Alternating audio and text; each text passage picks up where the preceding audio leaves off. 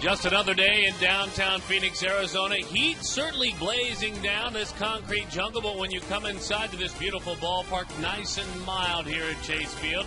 Glad to have you with us on Fox Sports Arizona, where the Reds, they are red hot, trying to win that National League Central. Going head-to-head with your Arizona Diamondbacks again here at Chase Field in downtown Phoenix, Arizona.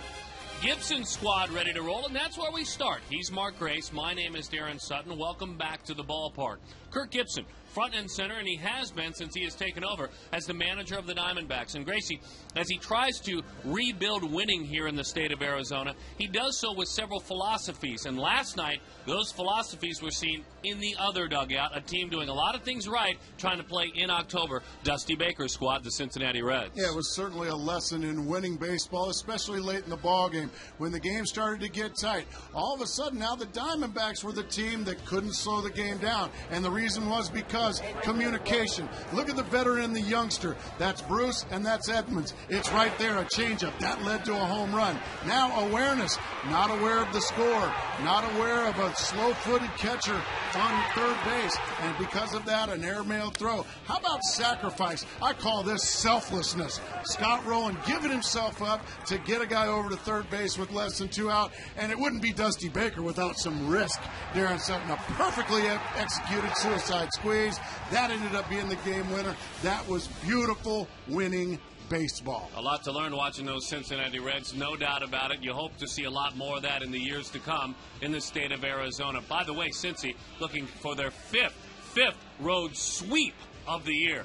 Tough enough to win on the road, period, but their fifth road sweep of the year. Now, some of the things that we are hoping to see turn around really embodied in Joe Saunders. Now, follow me here, Gracie. Okay. It's embodied in successful pitching in his first couple of starts, but in his last 2 starts when he's gotten knocked around early, the bottom line is, even though he's gotten knocked around, he's not looking to hand the baseball to his manager. He's looking to still pitch deep in the game. Well, this guy's the definition of a professional. This guy knows what it takes to win baseball games and lead a pitching staff. I have a feeling this guy's going to be the leader of this pitching staff for years to come, because he's a guy, as you just said, Darren, even when things don't go well for him early, he finds a way to string together some zeros, go 6, even 7 innings, when easily other pitchers would have been out of there after 3 or 4. Keep looking for leadership out of Joe Saunders. If a year ago I would have told you Scott Rowland would be the heartbeat for a team headed to the playoffs, what would you have said? And be honest, because he is the man.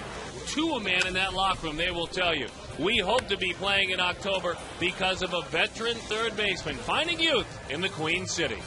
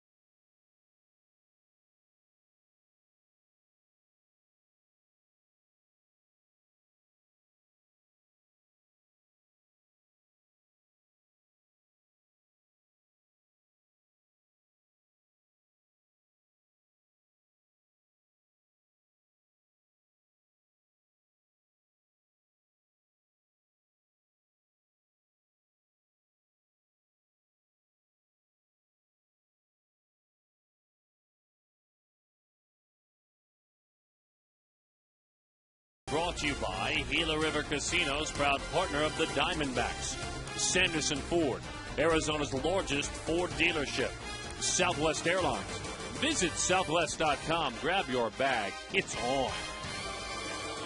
Back and live in downtown Phoenix. Game 3 of the series between the Arizona Diamondbacks and the Cincinnati Reds. The Diamondbacks trying to avoid a sweep at the hands of the Reds. And you just heard the guys in the booth talk about how much fun and how much you can learn from this Cincinnati Reds team, how much fun they are to watch. And the reason why is they're two elder statesmen. We talked to Jim Edmonds right down here on the field last night after the game. 40-year-old Jim Edmonds and 35-year-old Scott Rowland. 4 hits in the series and a key at bat last night, pushing the ball the other way, getting the runner over, and the Reds were able to squeeze in the winning run. Kurt Gibson calls him a very polished hitter, and Kurt Gibson, and our Geico quote of the game, talks about why he likes to watch Scott Rowland play so much.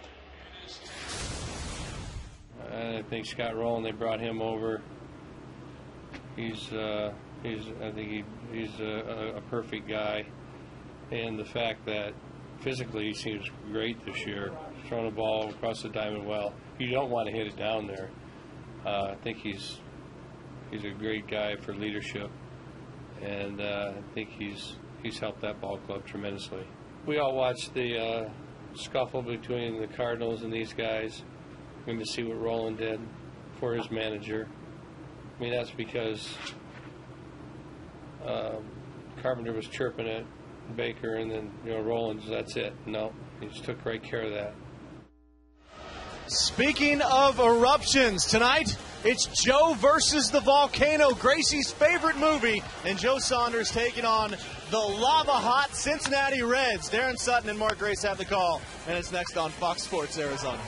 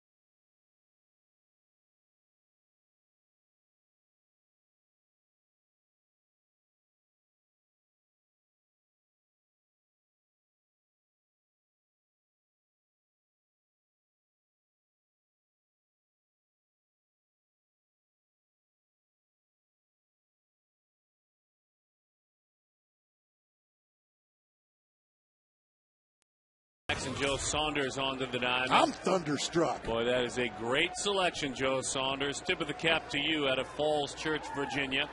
Ready to face the Cincinnati Reds. Brandon Phillips, Drew Stubbs, Joey Votto trying to be tonight not only a spoiler, but a stopper. A stopper as his team spirals. They are on the verge of being swept by the Reds. Again, the Reds, 5 road sweeps this season if they pull it off. And we're underway with a strike. 0-1 the count. The numbers on Saunders. These are as a Diamondback in 4 starts, 1 and 2 at 3.86 on the year. He is 7-12 with a 4.48 ERA. That one dives down and away. 1 ball and 1 strike the count. Just 4 walks and 18 strikeouts in his work as a Diamondback. 29-year-old left-hander, and doesn't get a chase on a sinking fastball down and away. And he'll live down there. He has this year continued a trend that has been with him throughout his career. He's a ground ball pitcher. A lefty that throws ground balls. Fastball, changeup, and a curveball. There's your ground ball. That's on a changeup. On a 2-1 pitch, which is a quality pitch. We'll quickly walk you through Johnny B. Dusty Baker's starting lineup. And go top to bottom. Beyond Phillips at Stubbs. Joey Votto. Glad he's back in the lineup. Back was bothering him yesterday. Fun to watch him play. Scott Rowland, Johnny Gomes, Ramon Hernandez is red hot. Bruce homered last night. Paul Yanish is at short. Travis Wood 2 for 20 with a bat in his hand. Baker telling us yesterday that he loves pennant race baseball. Well, that's a comment amongst everyone around this game. He said the hardest part as a manager is I sometimes still want to grab a bat and run out there. I could win a game by myself when I was playing in a pennant race. As that one is fouled back up and over our heads, but not by much. 1-1 the count. Drew Stubbs. Stubbs out of the University of Texas, a first-round pick of Cincinnati in '06. In the middle of a 6-game hitting streak.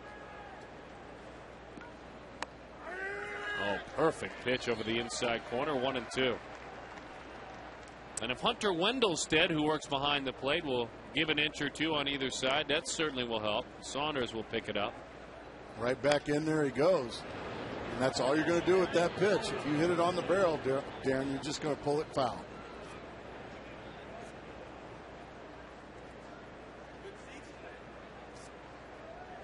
Saunders a first-round pick like Stubbs, but 4 years earlier with the Angels. As that breaking ball bounces in there.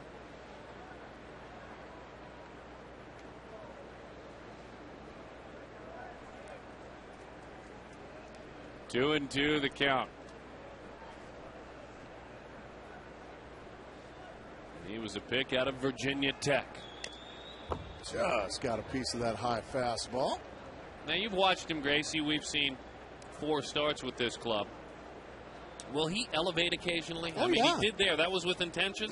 Even sinker ballers can elevate and throw the 4-seam fastball. I remember Tom Glavine had a terrific sinking fastball, but he could elevate with 4-seam fastball just like that right there.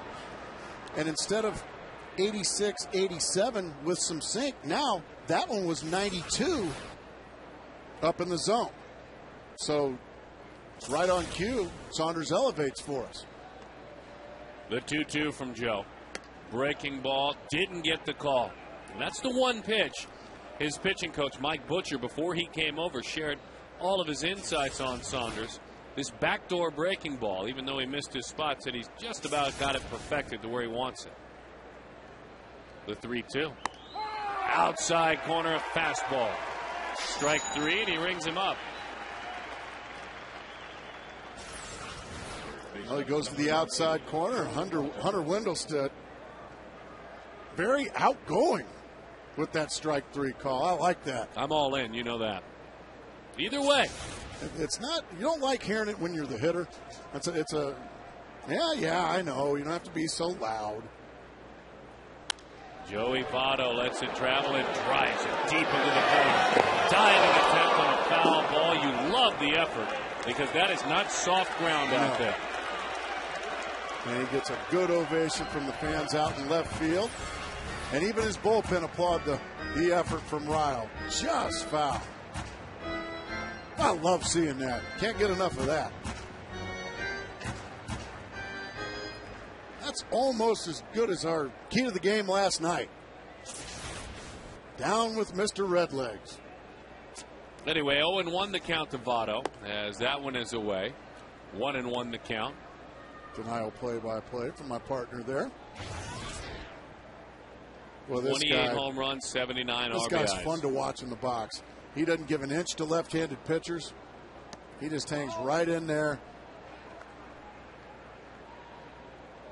He's in there for one reason and one reason only, and that's to do big damage. 324 overall in the year, 344 against righties, 283 against lefties, so nothing wrong with that.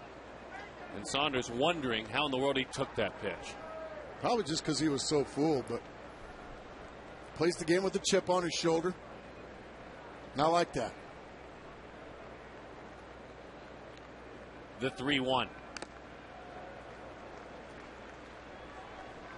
Defensively, Ryle, we saw him a moment ago. Upton on the other side. Reynolds, LaRoche on the corners. Drew Johnson in the middle. Hester doing the work behind the play with Saunders. Continue your thoughts, though, on Votto as he digs back in. I was just about to talk about the sinking fastball there on the 3-1 count from Saunders. Getting a little chip foul. Now let's see what he goes with on 3 and 2. He's shook his head about 4 times now. That's exactly right. Let's see what Hester and he decide. What's on that 5th finger? Finally a fastball away. Missed it, overthrew it. Probably had to shake too many times and maybe just didn't trust it. It's like Votto will bring that out in you, too. If you have a good pitch going, because of who he is and how he has played and who he has become offensively, Joey Votto, you'll try to throw a better pitch. And Joe will tell you, that's not me.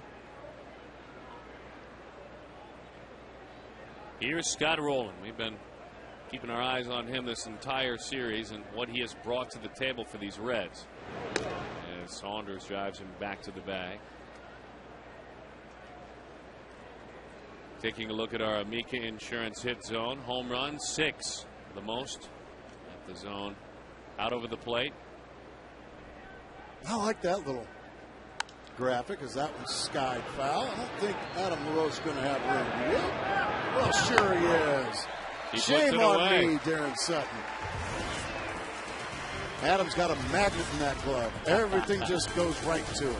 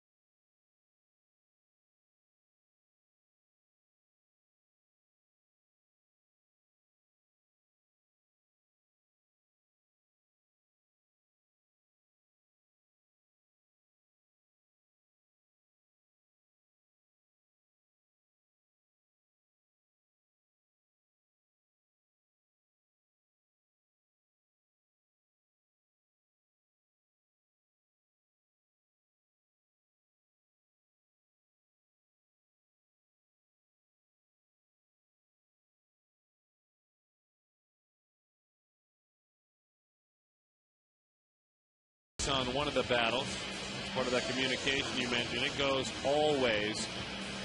And Hester still a work in progress as a major league catcher, as a backup working with the veteran Joe Saunders. The lineup that goes to work in support of Joe is brought to you by Southwest Airlines. Stephen Drew, Justin Upton, Kelly Johnson, Young, LaRoche, Reynolds, Ryle, Hester, Saunders.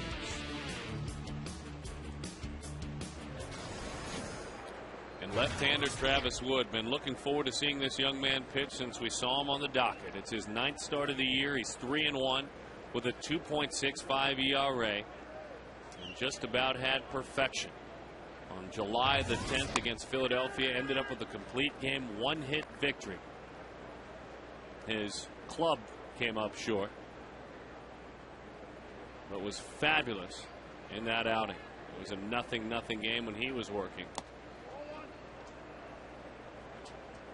Travis Wood. That's what he did last time out against the Cubs. Not a guy that gives up many hits. Guy that really spots his pitches as good as anybody. You see he's trying to shave that outside corner, just outside. Red's second-round pick in 2005 out of Bryant High School in Little Rock, Arkansas. As that one sails outside to Drew. 3-1 the count to Steven. 8 home runs, 41 RBIs, 58 runs scored.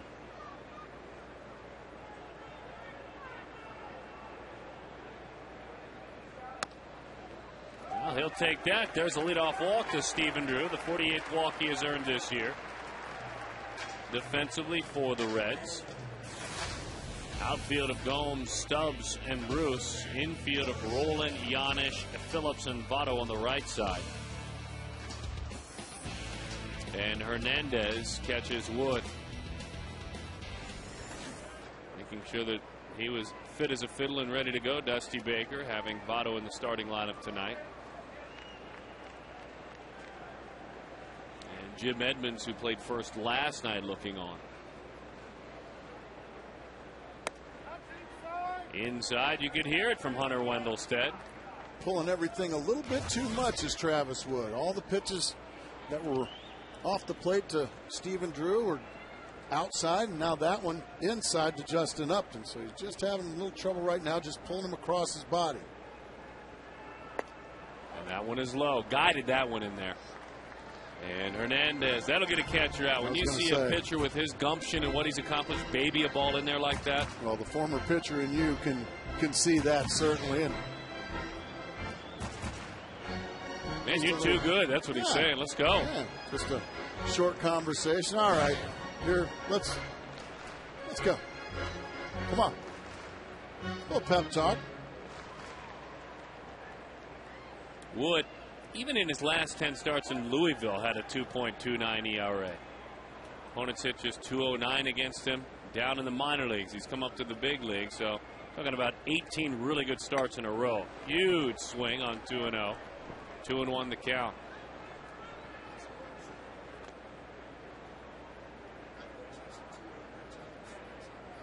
He was ahead 2-0 in the count. And unlike last night, when he was ahead, took a couple of pitches. Well, it's all right to come unglued there. You just got to make sure it's a strike. Joe Morgan found him, the Hall of Famer who is visiting, and said he wanted to speak with Justin about that. Seemed like he acted on it right away. And like I said, I think that's good advice. You get to 2-0 in a big situation, go ahead and come unglued. However, make sure it's a strike. 3-1 the count. Ooh, low boy. Strike. See, that was a good pitch to take right there. That pitch was probably just an inch or so low. You're not going to do anything with that, but ground into a double play. Yeah, that ball's clearly low. So go ahead and take it. If he calls it a strike, go ahead and think the same way here. Go ahead and get yourself a fastball for a strike, and if you get it, hammer it. And then just throw it right by him. Comes up empty, so Upton goes down on strikes for the 138th time this year. Not a ton of cut, but a little bit of cut to that fastball. It was just 87. Here That's I go. Just confusing that a guy with Upton's bat speed can have an 87-mile-an-hour fastball just thrown right by him, right down the middle. Must have been looking off speed. All that information these guys get sometimes can be a detriment. Kelly Johnson takes a fastball right out of the catcher's mitt. 0-1 the count. Every time a D-back hits a home run this season, it's a Fulton Holmes homer. They'll donate $150 to the Youth Assistance Foundation, and that's a good thing.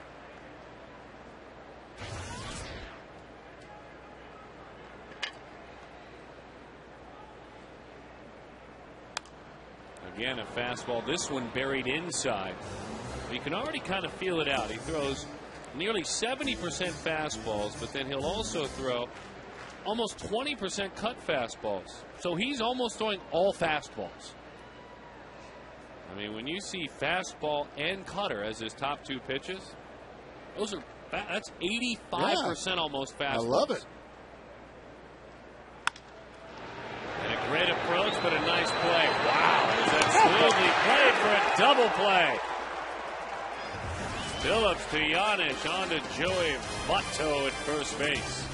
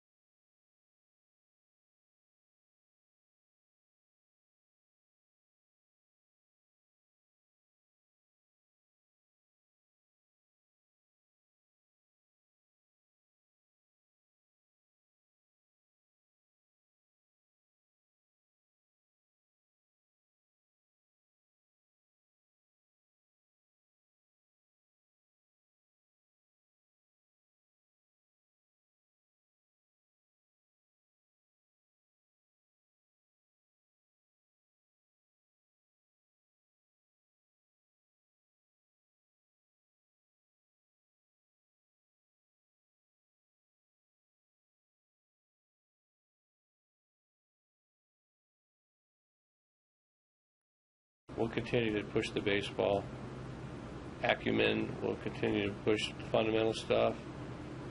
I don't know if you guys read the lineup thing today. Put little messages out there. Did you guys see anybody see that? Said run on and off the field. It's like, we're going to just keep pushing for that kind of stuff. It's the way it is right now. We've had distractions along the way. I know there's guys that are thinking about the end of the year, and it's tough. I've been on teams like that. But it's our obligation to play the game the right way and act the right way. Kirk Gibson, his thoughts before the ball game. That was a shot of the Diamondbacks clubhouse lineup board. It's a digital board, almost like a computer screen, if you will. And at the bottom, you saw it. Run on and off the field all night long. I expect to see it.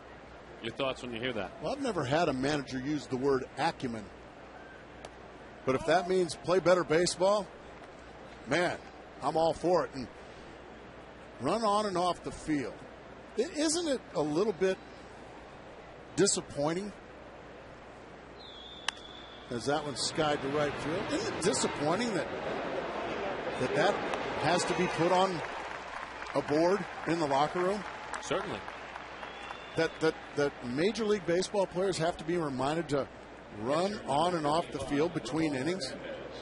That's disappointing. And you know what? Keep praising or talking the baseball acumen. Now, if that means hustle. Well, I say, I'm with you, Gibby. Use your brain, use your hustle. It's all the things that go into it. Thank you. I didn't know really what that meant. No, that's not the dictionary definition, certainly. So we'll keep an eye on that, and we keep an eye on it because the manager's keeping an eye on it. Yeah, I mean, I know the players I played with, not only here, but the players I played with in Chicago. Man, we couldn't wait to get out on the field and play ball. We couldn't wait to run off the field, get in the dugout, get the bats in our hands, and go hit. Man, let's play ball. Hit it to me. Let's go. Hey, better swing. I'm getting fired up now. I thought you'd like that. Thought you'd like what Kirk Gibson had to say, and we were able to grab a shot of that on our way out of the locker room. 2-1 the count to Ramon Hernandez. I think we should keep a good eye on that tonight. Fair to me. See if these guys bust their cans. Well, I would on think and off the field. I would think that you hate that they have to be reminded. He's keeping an eye on it as that one is outside. 3-1 the count to Ramon Hernandez. Good for Gibby.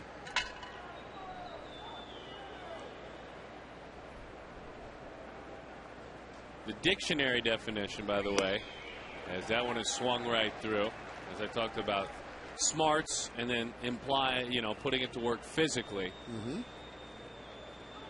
Kind of a think baseball. Better way to say it is the ability to make good judgments and quick decisions. There you go. So it's the mind, it's the body all coming think together. Baseball.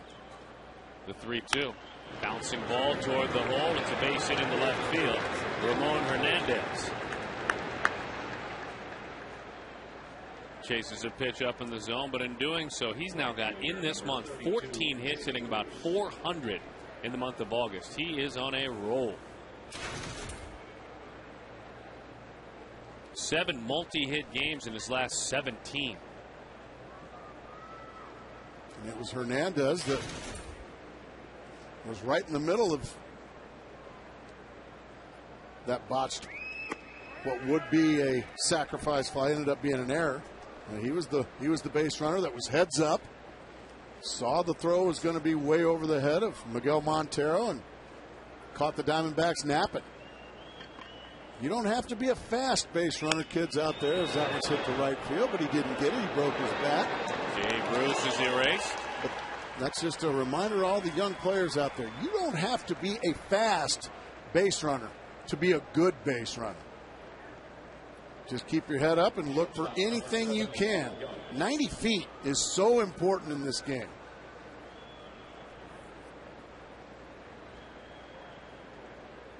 So now Paul Janisch. Janisch excited about this ball game. He hits .340 against left-handed pitching this year. As that one is low, 1-0 the count. With that philosophy, and Kirk Gibson continuing to push that in the Diamondbacks dugout. Dusty Baker implores that philosophy with the Reds, that 90 feet philosophy. Joe Saunders, the man on the mound. That was what he heard every day when he was around Mike Scioscia. He was the pitcher. He wasn't a base runner, but that's just, it's mandatory if you play for Scioscia.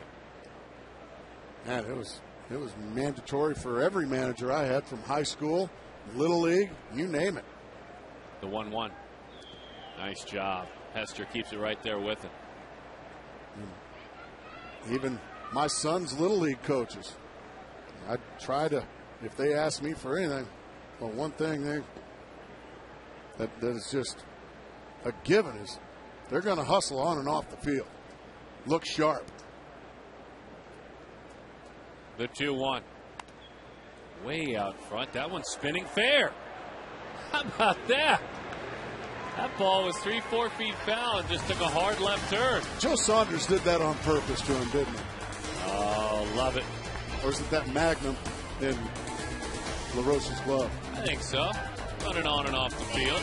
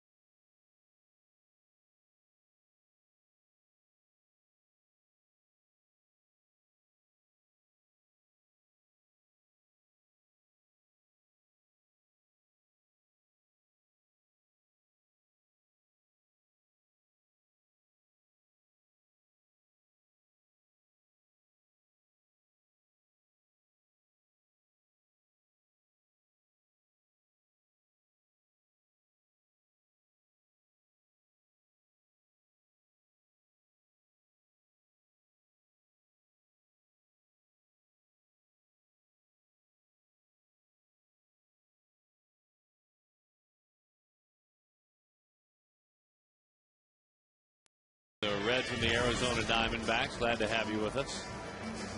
Chris Young, Adam LaRoche, and Mark Reynolds to get things going. All right, here we go. Tonight's Key to the Game is brought to you by the Fall 2010 Health and Wealth Raffle. Came to us from some of our loyal fans on D-Backs Booth on Twitter. D-Backs Booth on Twitter. They help us pick the key to the game. Devin Jessup came up with this one. Let the Colonel lead the way. No, if you're talking about Mark Reynolds, that's the sheriff. No, the Colonel. Let the Colonel lead the way. Now that's a big league key to the game. Chris Young digs in, wants it foul. 0-1 the count. Well done, Devin. None of that putting down fabulous Hall of Fame caliber mascots like we had last night. Let the Colonel lead the way. Oh, no, he means Greg Schulte, the governor, not the Colonel. No. Well, he missed out on. And Greg can lead the way. That's fine, but that's not what he means. There's the sheriff and there's the governor. I'm having trouble understanding as that one's popped up. Brandon Phillips is there, and he puts that one away. I don't think Kirk Gibson ever spent a whole lot of time in the military, so he's kind of leading the way. And we know by last night, I'm struggling. Dusty Baker was in the Marines. We know that, speaking last night. Oh, he was a colonel. No, that has nothing to do with Dusty Baker. And of course, the legendary about a military icon. John McCain taking on the ball game. But no, that's not what it means. Welcome to the ballpark, sir. Oh, so it's not Senator McCain? And it's not the old Marine.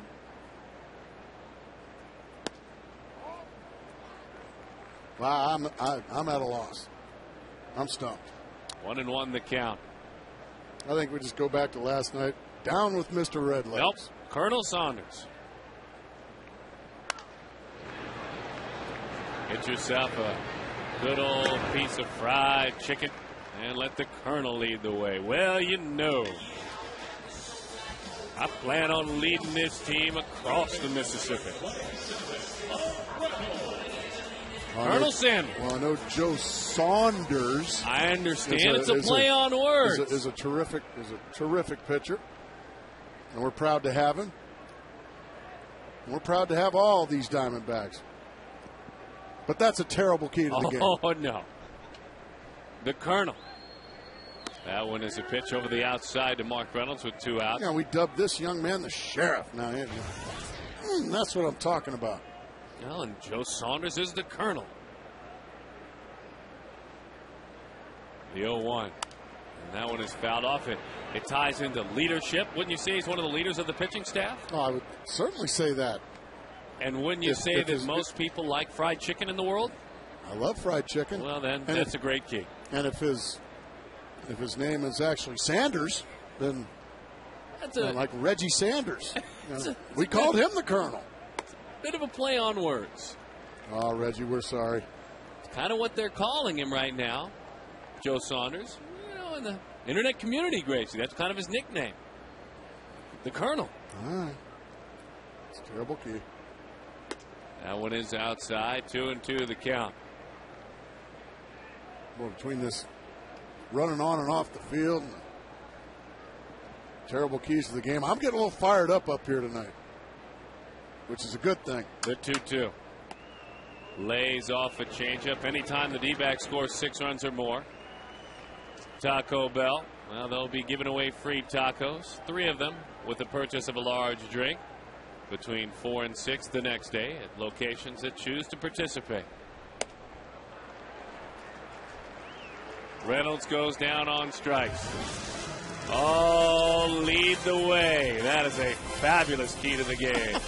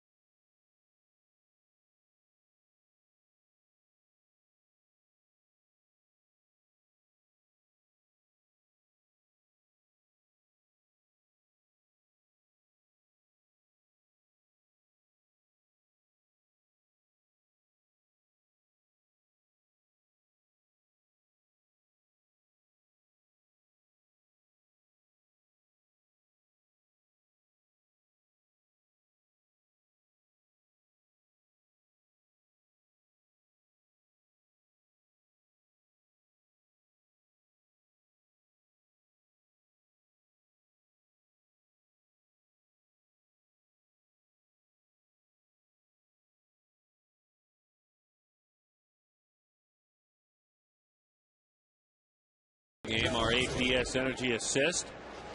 Install a smart pool timer to adjust your run time seasonally and save up to $100 a year in energy costs. As the first pitch is away. 1-0 the count. Travis Wood 2 for 20 with a bat in his hand. As he takes a pitch again that sails away. 2-0 the count. Wood, as we mentioned, out of Bryant High School in Alexander, Arkansas.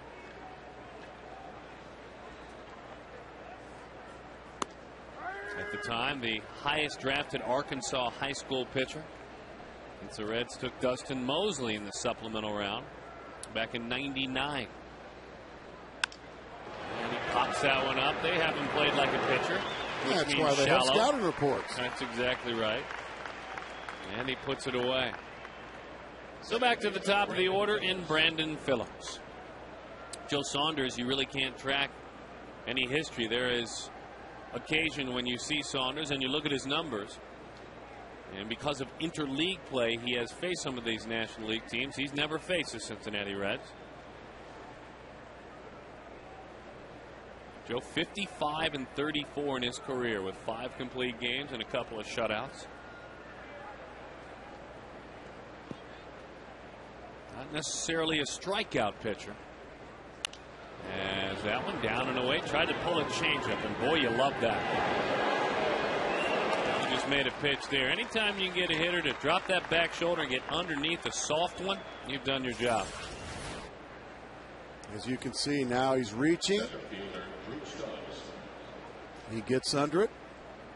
Nothing better than a one pitch out in this league.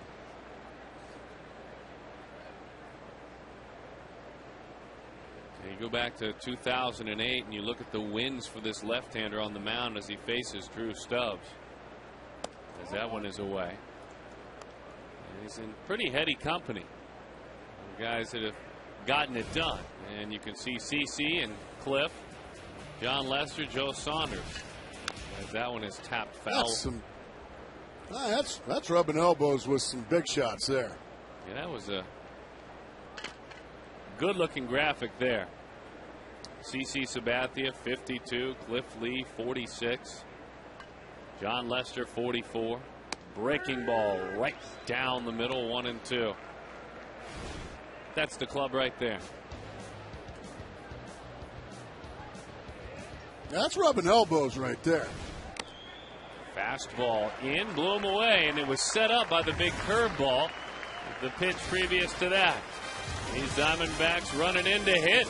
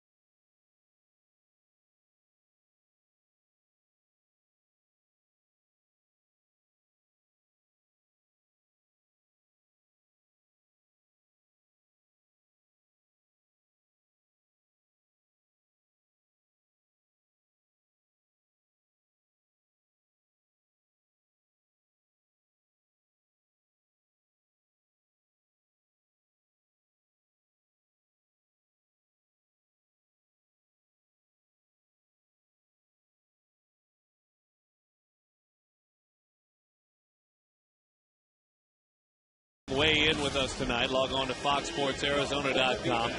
After today's indictment, does Roger Clemens still have a chance at the Hall of Fame? FoxSportsArizona.com. Rusty Ride will lead things off. It is Ryle, John Hester, Joe Saunders against the southpaw, standing just 5 feet 10 inches tall. 5 feet 10 inches tall, about 165 pounds. So a diminutive left-hander, to say the least, but already a winner. Ryle with a massive cut as he fouls that one off. Rusty, 287, 3 homers, and 11 RBIs.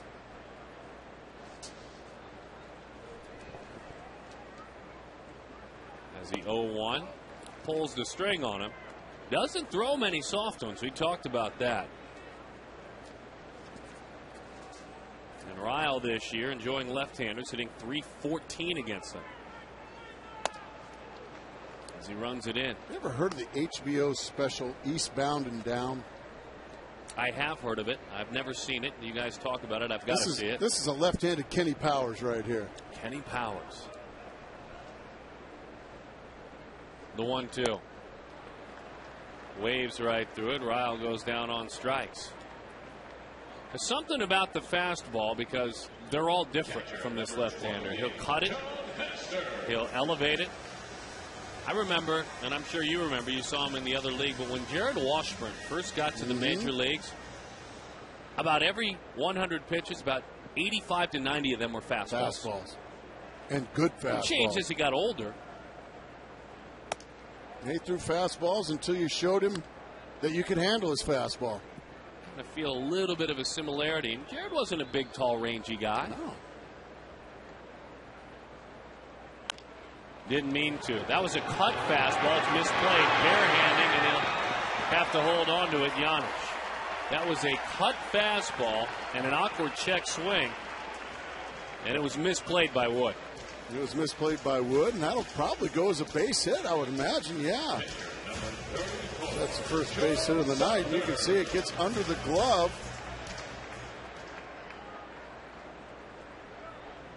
And then Giannis comes in, and he couldn't make the play, so a base hit. And the Colonel gets ready to hit. Tries to drop down a bunt, does so. But doesn't do what he wants to do. As he bunted it right up the pitcher's path, right to Wood, who was dying for a chance to redeem himself after the misplay. Shortstop, Stephen Drew. So unfortunately, Joe Saunders unable to help himself with a sacrifice bunt. So Stephen Drew is going to have to hit something for extra bases to make it a 1-0 ball game. You folks, I don't know if you follow baseball and have for a long time out there in our viewing audience. I don't know if any of you remember the very aggressive, at times played the game very hard, and his emotions wore him on his sleeve. His name, Tony Phillips. If any of you folks remember him out there. Good man. Edgy, aggressive, Good wanted player. to win beyond belief. And was a winner a lot throughout his career. That one has popped up into shallow left field. We'll talk more about Tony tonight, but he made it clear before the game that his favorite Diamondback to watch, because he never, ever jogs anywhere, is Stephen Drew. We'll talk more about Tony throughout the night.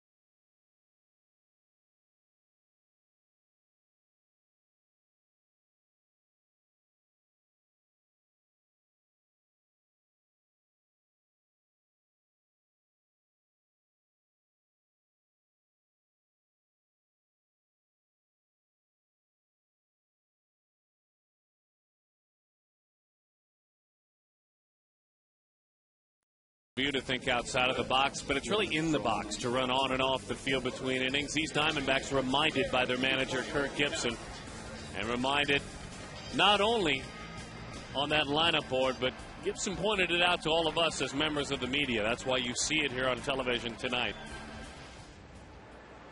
Just a style, if you will, an impression. Look professional. That's exactly right.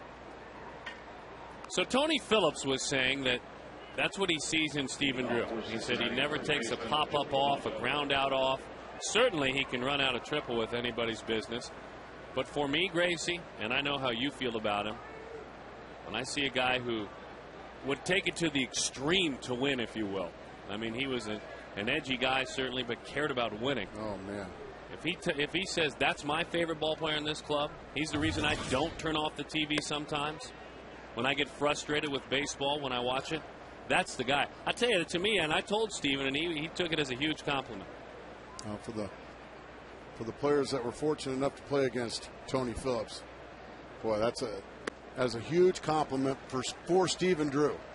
If Tony Phillips, as hard as he played, likes the way you play, that is a huge compliment for Stephen Drew. And there's a funny thing about it, folks, and I think you diehards are know where we're going with this, as Votto takes a strike. They couldn't be more different. Oh, a very reserved man, a very quiet man in Stephen Drew. And then Tony Phillips, one of the most outgoing, extroverted men you'll ever meet in your life.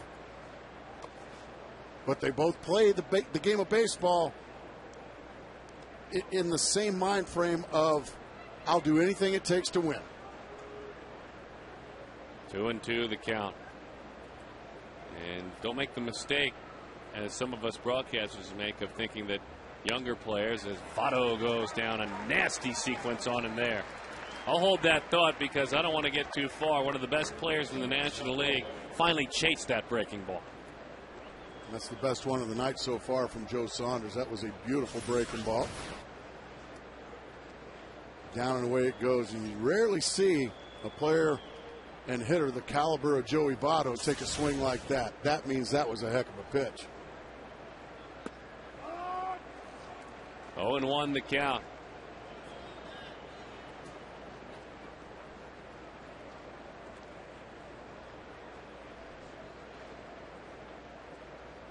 That one is away with Scott Rowland. 1-1 the count in the box. Our Southwest.com text poll, the ultimate fan experience. Some candidates for comeback player of the year, and we'll get back to this, but you can see where we're going out of the gates. And of these four, and there are many deserving candidates, but of these four certainly will be considered Johnson, Young, Hudson, and Rowland, A, B, C, or D. I know you really opened our eyes, and the media has talked about it a lot, Gracie. We love Kelly. We love what he's done, and certainly see why down to AAA, but Tim Hudson's a special story as well. No question. Pitching with a brand new arm. All three of these players. Yeah, Rowland, another guy. Had to battle through injuries.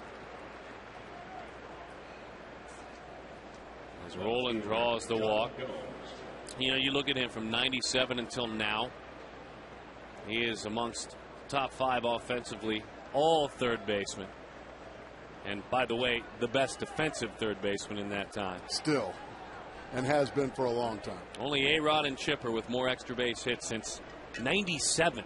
We're not talking about the last 3 or 4 years. 97. And those are two surefire Hall of Famers. Oh boy, he just ate up Johnny Goen for the fastball in there. By the way, one more thought on Drew, if I may. We had a lighter moment last night talking about Steven struggling hitting against the Cincinnati Reds, and he had a good night against them. He had a very good night. A little frustrated with the strike zone of Mike Winters on occasion. I don't know that I blame him, as that one is a changeup that misses away. And we said, you know, we might have to take him and get him some of the famous Cincinnati chili to one of the famous spots. Yeah, we were going to call it Chili with Steven. He's all in. I spoke with him. Oh, we're going to share chili with him in Cincinnati. Oh yeah. Oh, he'll be so thrilled. I don't know if that's the case, but it's going to happen. 1-2 the count. So we're going to take him to Skyline Chili, or are we going to maybe do it in the? We may bring it to him. I think that'd probably be the right thing to do, don't you? I think so. So we'll sit, the three of us will talk baseball. First episode of Chili with Steven. Right there on the field. It'll air annually in Cincinnati. It's an annual show.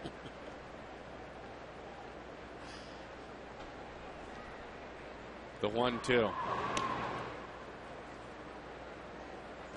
I mean, I think, you get like the card tables that you have where you just pull the legs out. Oh, yeah. Get that, put a nice tablecloth right out there in front of the dugout. Maybe put a candle. No? I don't know about that, but. No, that's starting to get a little uncomfortable. 2-2 the count.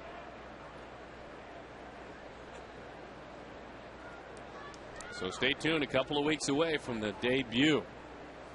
Chili with Steven.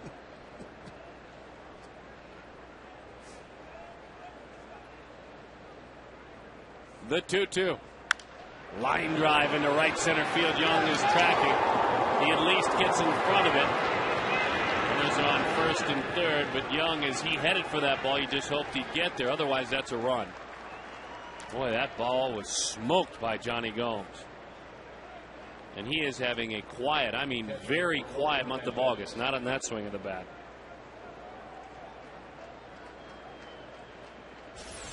He gets a fastball to his liking right in the middle of the plate, and he just smokes it into center field. Really a nice job by Chris Young cutting this ball off. Like you said, that would have been extra bases in a 1-0 game for the Cincinnati Reds, but you got an opportunity here with a ground ball to get out of this unscathed.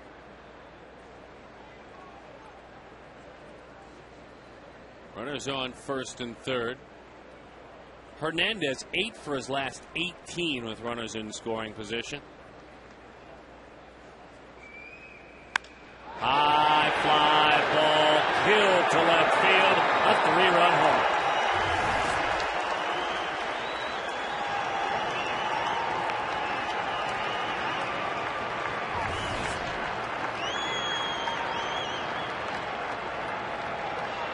And he stays hot. Of late, with runners in scoring position, and his club stays hot. It's 3-0 Reds. Sixth home run of the year. He's got 39 RBIs. When you got a power-packed lineup like these Reds do, it doesn't take long to put a big number on the board. Boy, look at everything happen just properly. The high finish, 20 rows deep, way out of here. This is an impressive club, Darren Sutton. These Cincinnati Reds have impressed me. The Diamondbacks have not seen the Reds all year, as that one is high and away. And heck, we're in late August. And there are clubs that are surprise clubs, usually one of them a year, maybe two. And you wonder what you'll see when you see them. And usually, it's exactly this. I can remember a couple years back, Gracie, as a brand new Angels announcer. Now we're talking about 99, 2000, when the Twins started turning things around. Right. Thinking, how can the Twins be doing what they're doing? And then they came to town. And then you watch them. And then you saw why. That you realized they had turned it around. I can remember seeing the Angels after I left, seeing them come to town in an interleague football game. That one is belted. Deep right field. Upton to the wall. Leaps. Home. For Jay Bruce, his 13th of the year. Lefty on lefty, 49 RBIs. And Bruce now hitting over 300 in the month of August. That's his 5th extra base hit this month.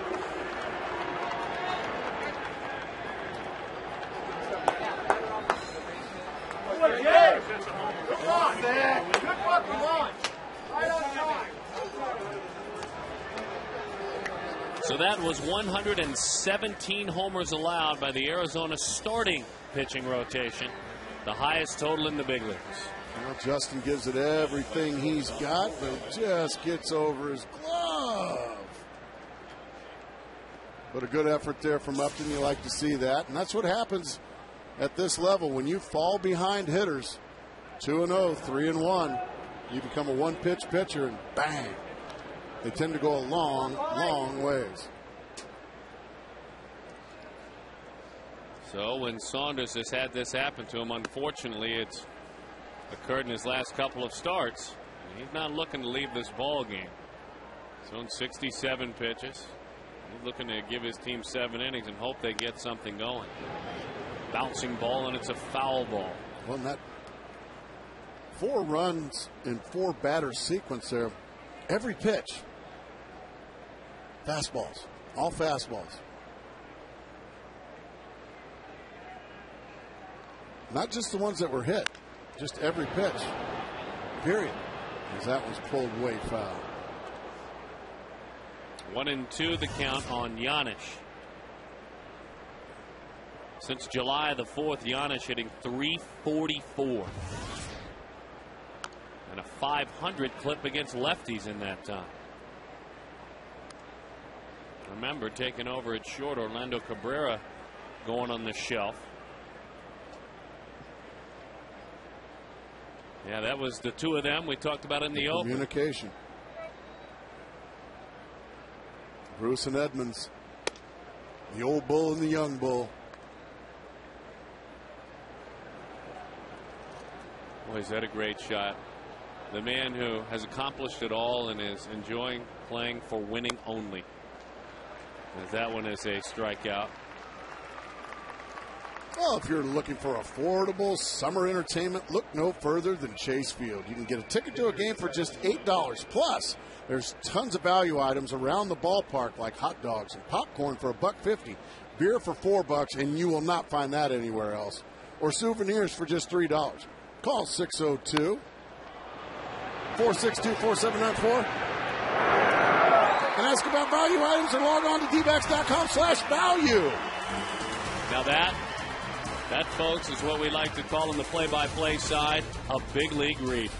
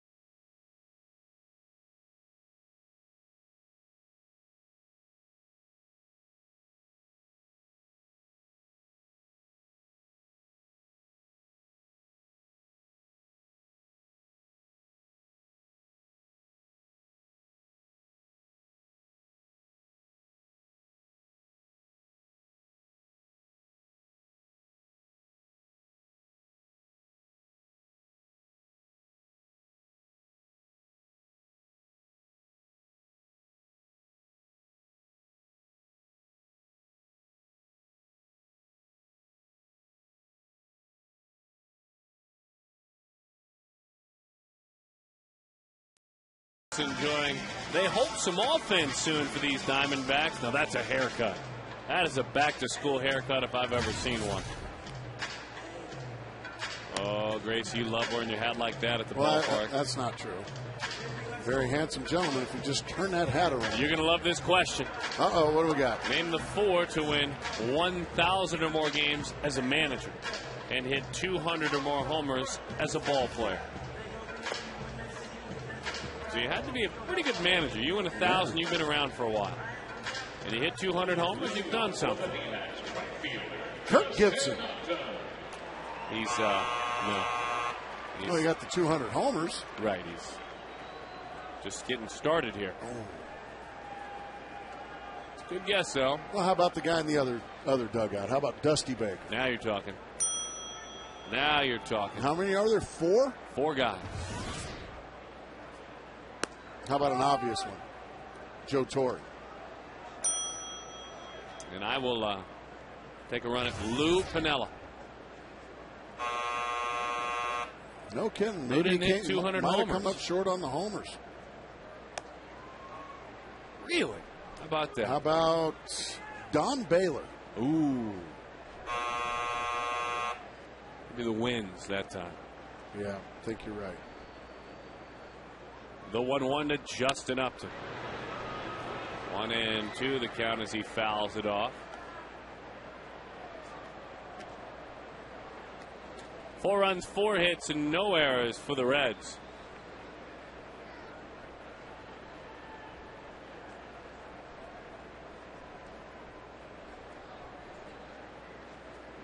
The 1-2. Fastball. And down goes Upton. So Justin has struck out a couple of times. Second baseman, Kelly Johnson. I like that question. Okay, is it managers of all time or is it active managers? Oh, no, it's managers that have ever managed in this game, the game we like to call baseball, Grayson. How about Frank Robinson? Wow, look at you. Get off your computer. Oh, Get no. off your computer. Come on. I'm not. I'm answering some notes and some emails that I just got. Yep, I just got one. As that is a Who'd you breaking get one? ball. Who'd It's you a get one strike from? one. It's funny because it's not a text. My computer just lit up. I got an email from Gonzo. Oh, did you? What I know Gonzo's got to have a good guess. And he does. I'm going to tell you right now, he's got a real good guess. The 0-2. Did he? Yes, he did. Kelly Johnson is punched out there. We'll give his guess in a moment. But first, what Mike Winters saw. That bat got out there just about enough. No argument from Kelly Johnson. Well, he wanted to guess, Gonzo did, Tommy Lasorda. Well, yeah, certainly a lot of.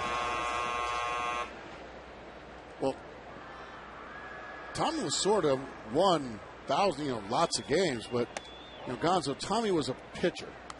Wow. And Tommy was also, he only had a cup of coffee in the big leagues. They called him the Warren Spahn of the International League. So that's a terrible guess, Gonzo.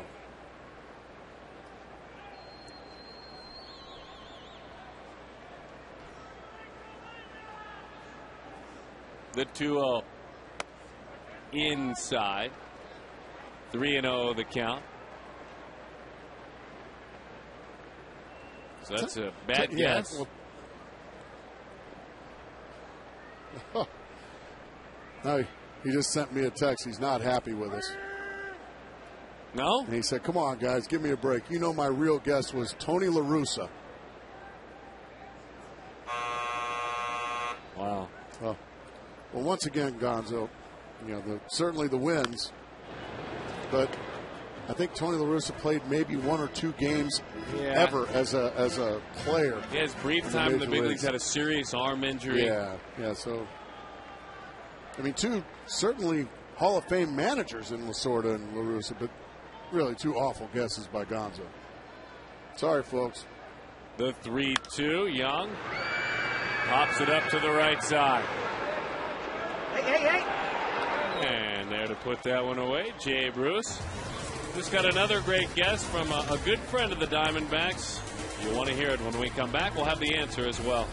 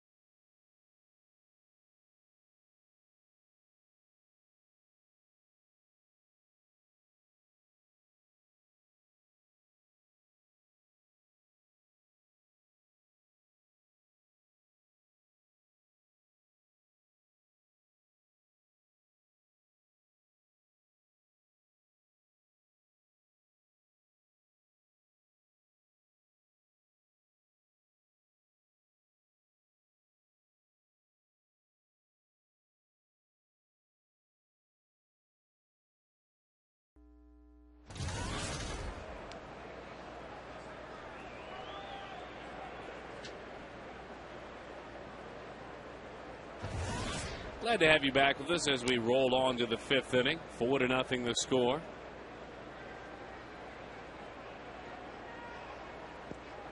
The Cincinnati Reds on top.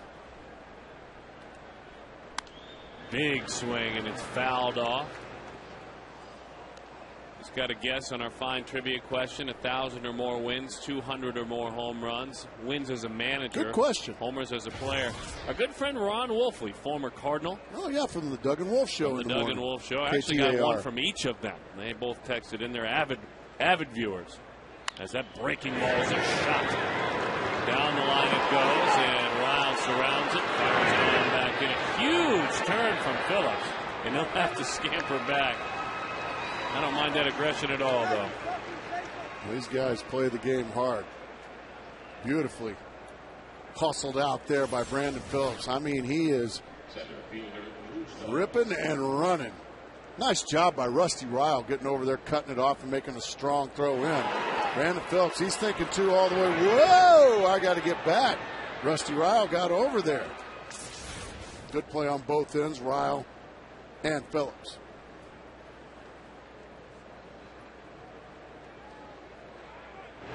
So what was our guess as the throw over doesn't get Phillips? That's a good reminder. It was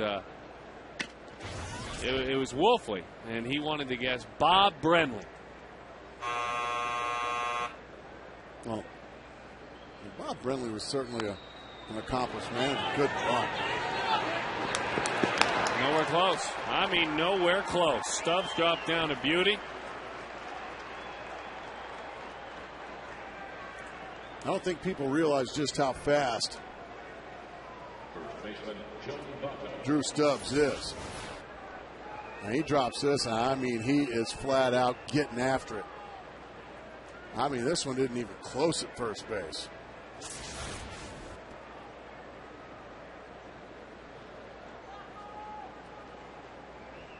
When you talk about those Reds and their ability to get extra bases and their effort to take the extra bases. They are 3rd in the National League. Phillips going for it aggressively. 3rd in extra bases taken. The percentage of extra bases taken. At the bottom of that list, the Arizona Diamondbacks. And that is everything that Kirk Gibson is against. 1-0 the count. Lifted left field. Put away, they get Votto again. So explain that stat to me. Extra bases taken. Percentage. That is the percentage of times the runner advances more than one base on a single or more than 2 bases on a double when possible. Yeah, who decides that? Who decides whether it was possible or not? Just another terrible stat. All right, so the Reds statistically take a lot of extra bases. So some machine watches. I'm guessing there's human beings that watch, as that one is watched down the line but foul. And yes, the Cincinnati Reds are very aggressive, but I watched the Diamondbacks go 1st to 3rd or 2nd to home this year, and they're last. They are last in extra bases taken percentage. Don't pay any attention to that stat, folks. That's a terrible stat. Nobody really knows who decides. There's lots of stats like that.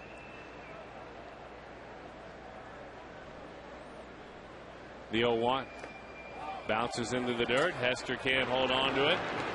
I'll tell you the stat on this one: wild pitch. Yeah, we all watched that.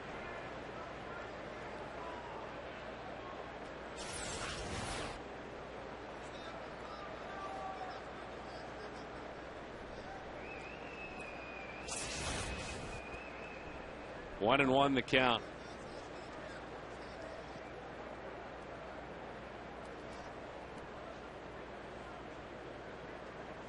Jack Howell back there. Miguel Montero as well. Talking about probably blocking something up. Trying to prevent that wild pitch.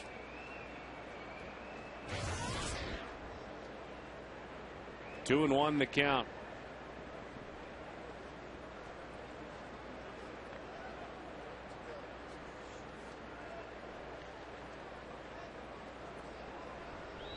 Breaking ball is low. 3-1 to count to Scott Rowland, the 68th wild pitch for a Diamondbacks pitcher. It's the highest total in the big leagues.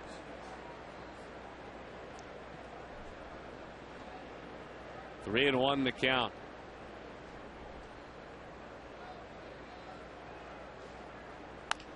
Pulls that one. Reynolds. He's got a runner right there in front of him. And with the tag, he is out. So Mark Reynolds had that runner right there in front of him, went ahead and turned it into an out. And a really good pitch there by Joe Saunders on a 3-1 count. He threw a changeup to an aggressive Scott Rowland. Got him way out in front, got him reaching, got him to tap it right to Mark Reynolds, who does a good job of not getting too panicky. Okay, now he's out of the baseline, avoiding the tag. And a big out there for Joe Saunders and the Diamondbacks.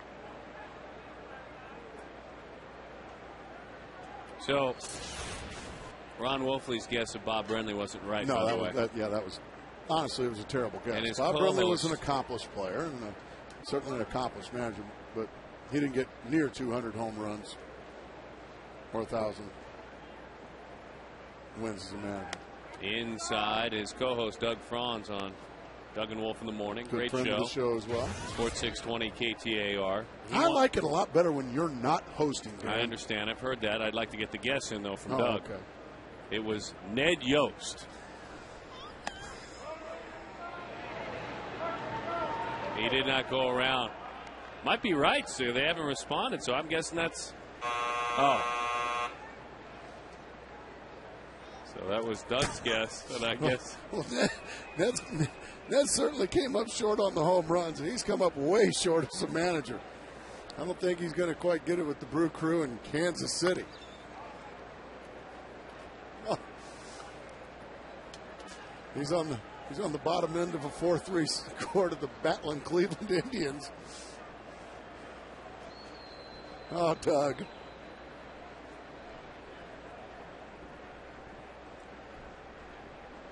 Three and 0. 3-1 to count. So, I guess that's where you get your sports information from, folks, in the mornings. On Ed Yost guess. I guess that thin air up in Flagstaff. Oh, now we're talking. Gotten to him a little bit. The 3-1. Into the dirt, threw him a changeup.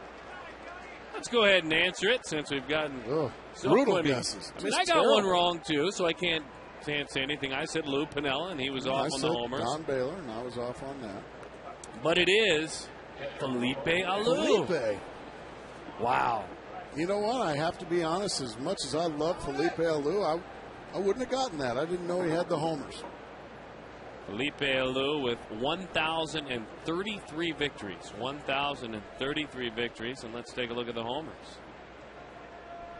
In his career, 206 homers. So just got over to both of them. I think we all forget just how much Felipe meant to this game. That's a great thing to say. You're right on the money. And I think the first manager ever from the Dominican Republic. Is that correct? I believe so.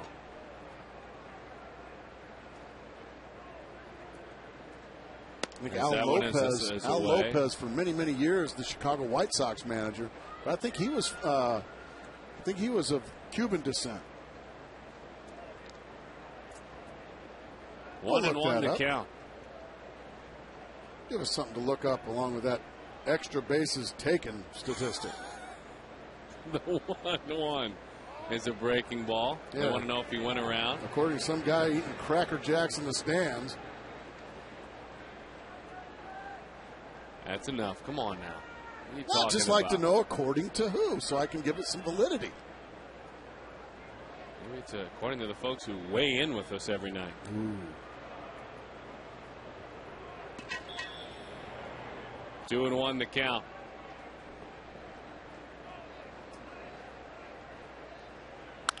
Bouncing ball. Drew on a backhand. Sets. Fires and got it. Tony Phillips would have been proud of that play right there. Run off the field, boys. I like it. On and off. On and off.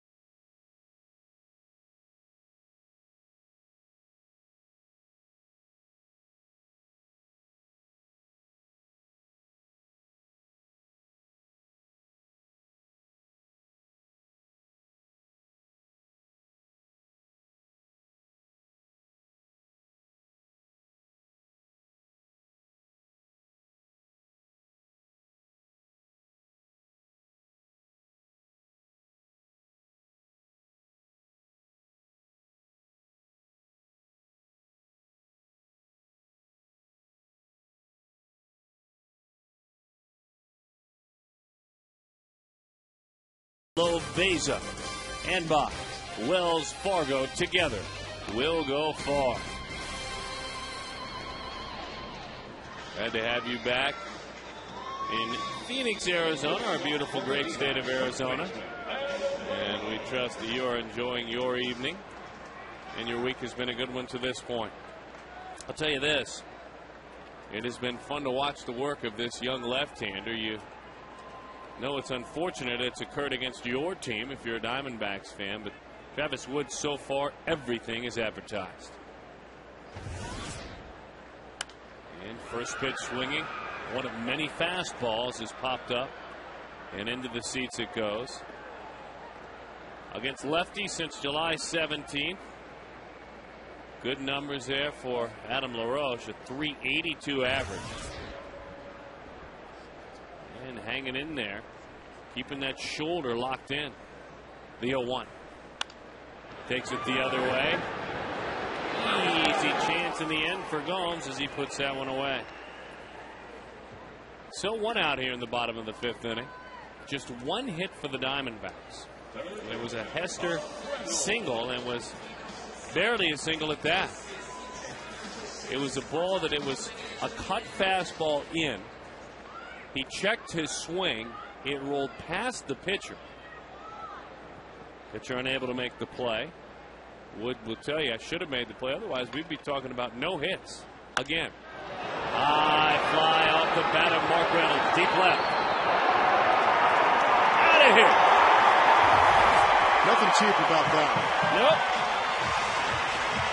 And for Mark, home run number 27, RBI number 71. And it's a Fulton Holmes homer. $150 to the Youth Assistance Foundation. 4-1 the score. Cut fastball. Tries to get it in on Reynolds. He was waiting for it, and he just crushed it. A moonshot. And you know, if it only goes about 10 rows back for Mark Reynolds, he didn't get it all. Bouncing ball rolling with a dive. Pops up, shoots it on across. We heard Kirk Gibson talking about rolling before the game. Don't hit it over there. Rusty Rao made the mistake of hitting it over there. The dive, we've been seeing that for years from Scott Rowland, and it never gets old. Well, it's a very good defensive ball club as well, isn't it, Darren? That's a solid defensive team, these Cincinnati Reds, fundamentally sound. And they pitch. I mean, they have pitched very well. You make a decision. Sneaky good pitching staff. To put ASU alum Mike Leake, essentially you're resting it. I mean, that's really what they're doing. He's had a great year. He's one of the reasons they're here now. Skip the minor leagues altogether, Mike Leake. But we'll pitch out of the bullpen. They have the depth to make that decision. Innings are starting to pile up on him.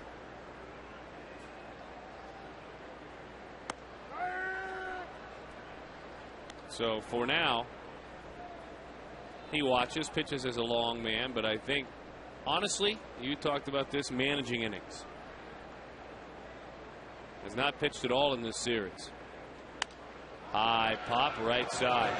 Beating guys with fastballs still. Votto puts that one to bed.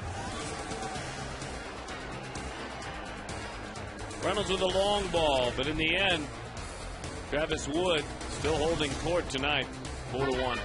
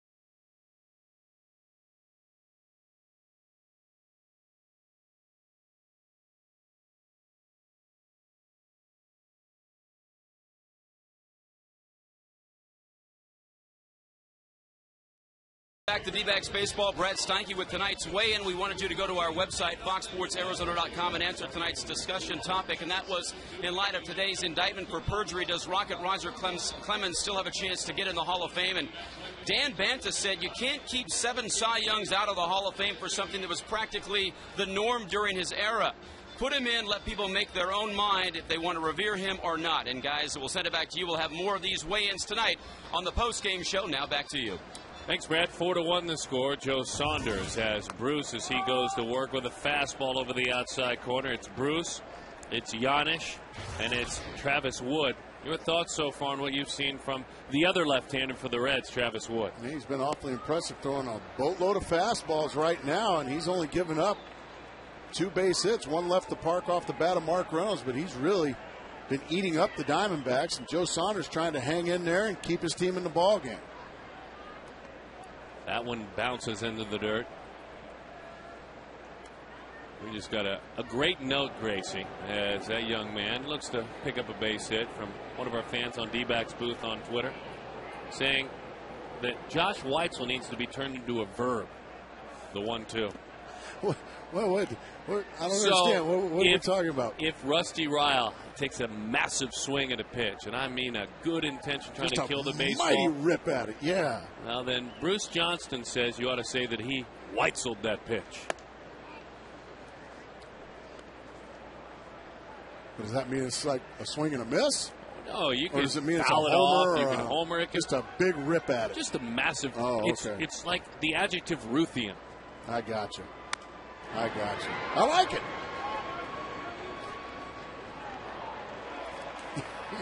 So Josh Weitzel has become a verb. 3-2 the count. I'm sure he's proud over there and overseas playing in Japan. Well, he should be. Yeah. He took a mighty rip, and we always remembered how much you wanted to hurt that baseball. You always say, Gracie, swinging with bad intentions. He did every time. Did he ever. He's a good man, too. Good to be around. Still hanging around. People remember that as his attack on the baseball. Full count. Nobody out. Bouncing ball. Oh, what a pretty piece of hitting. He's having a heck of a night.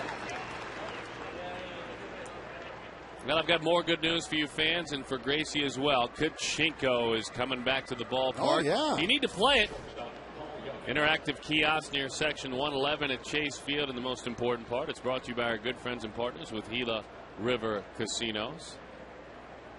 And we'll be, over the winter time, I'm sure, hosting some hot stove shows from the Kachinko kiosk.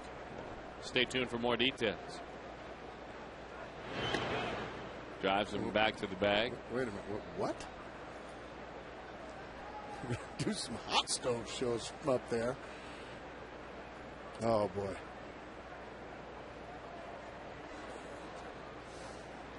I don't think that's a very good idea in the offseason to have them open up Chase Field and head out to the Kachinko board. Let's head out to Joe on a cell phone.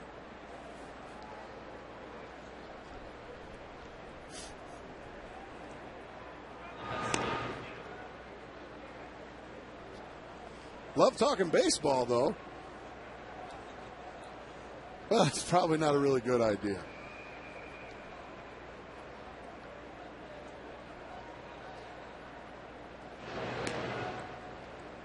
Saunders drives Bruce back to the bag.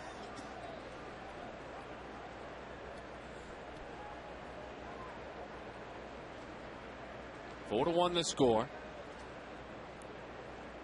Now 2 hits in this ball game. One of them a home run as that one paints the inside, and Giannis nods yes to that one.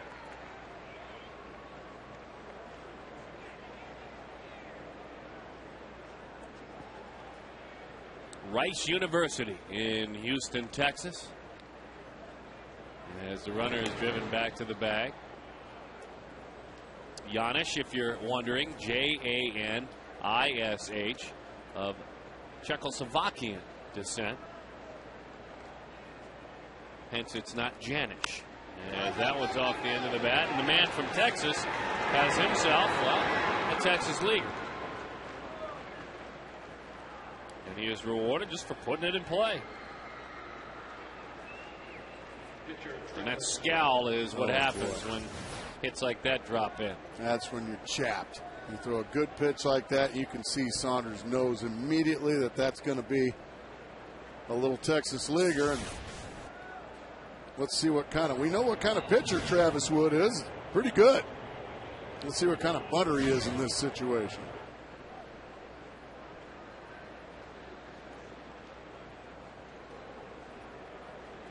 Well, they're looking for it in on the corners. I think you have to try to get the lead runner here if you possibly can.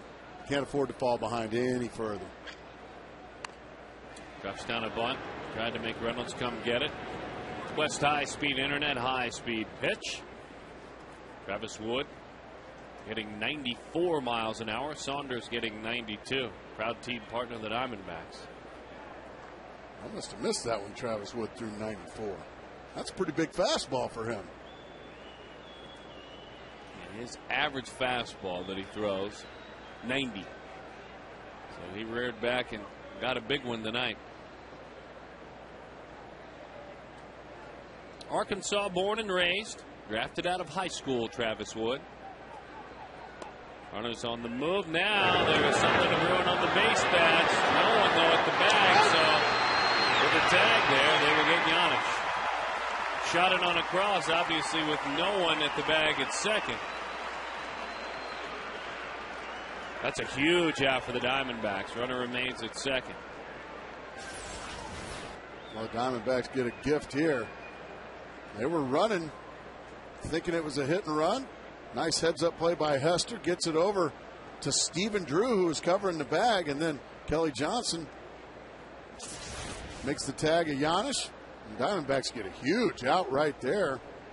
And now the pitcher up with one out. Boy, that is a huge play.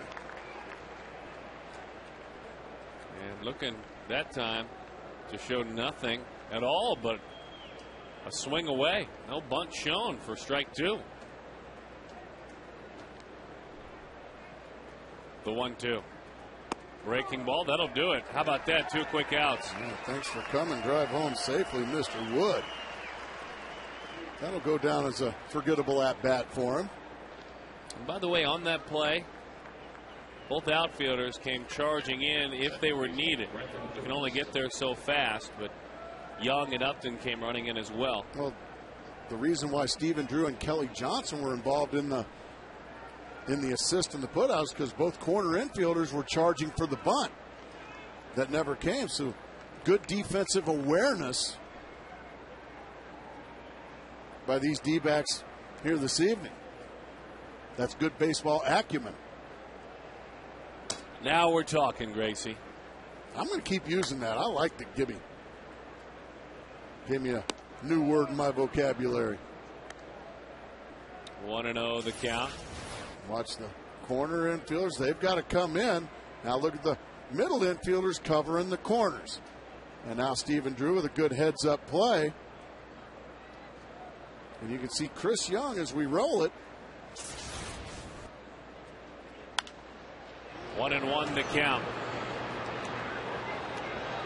Oh, nice grab there on the bounce. But Chris Young was in there covering second base just in case.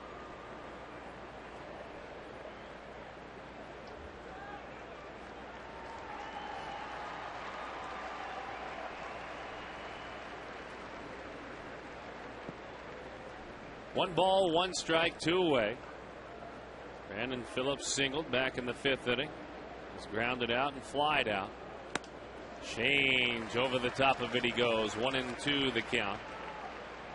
So you think Phillips figured out that one team in Ohio wasn't a fit for him and another was? In his 4 parts of 4 seasons with the Indians, he hit .206. Since joining the Reds in 06, he hits .277, slugs .451. 3 times has stolen 20 or more bases, hit 20 or more homers. And I think part of that, though, truth be told, was the maturation of a young and talented ball player. He's got a little Tony Phillips in him, by the way, Brandon Phillips. No relation. He waggles that bat, really waves it. Tony made that bat look small, just like that. Pitch is high. We talked about it on the open. Saunders being a team pitcher. Look, to be a team pitcher, you want to win every game, but when you give up a handful of runs, albeit 4 in this ball game, you're not looking to run and get out of this. He's thrown 112 pitches, looking to finish this 6th inning. He's due to lead off the next inning. That's the other part of it. He knows you come get me, then you have a pitcher throw to maybe one batter.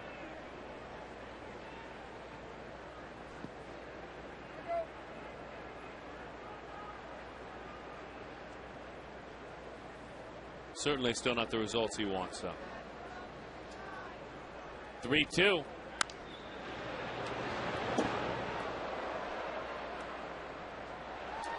Shop online at dbacks.com. That's right, I said it, Darren Sutton. Browse from the largest selection of t-shirts, hats, jerseys, and more. Visit the official online shop, dbacks.com. Good call right around the corner. Might want to start planning for those Christmas gifts, those holiday gifts, Hanukkah gifts, Kwanzaa gifts. 3-2, the count, 2 outs. It's not right around the corner, folks. It's still August. It's like 109 today. Full count, 2 outs, runner at second.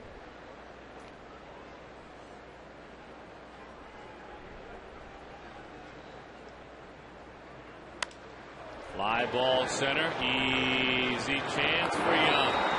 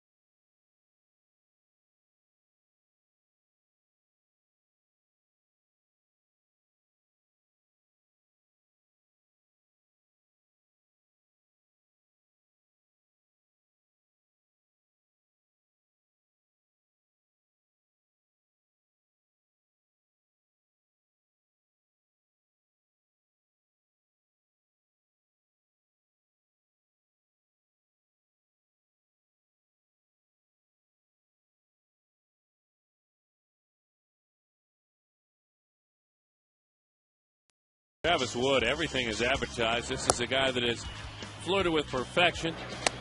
He has been bursting onto the scene since he got here a couple of months ago. Homers, that's the other part of the story. 3-run homer, Ramon Hernandez. Oh, the hitting Jay Bruce wears that moniker in Cincinnati, not here in Arizona. But he homers again, the young slugger. In the 5th inning, Mark Reynolds, the sheriff, with a long ball.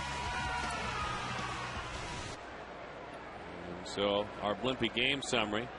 Hester talking with Saunders again. Expects a much better result out of himself. Went 6, gave up 4. We've come to expect it as well. The team needs 3 to get things going here in the bottom of the 6th. Still plenty of time. Bobby Crosby to pinch hit.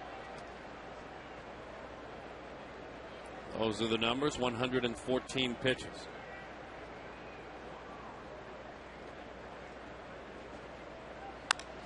Line down the line. Bobby ready to roll.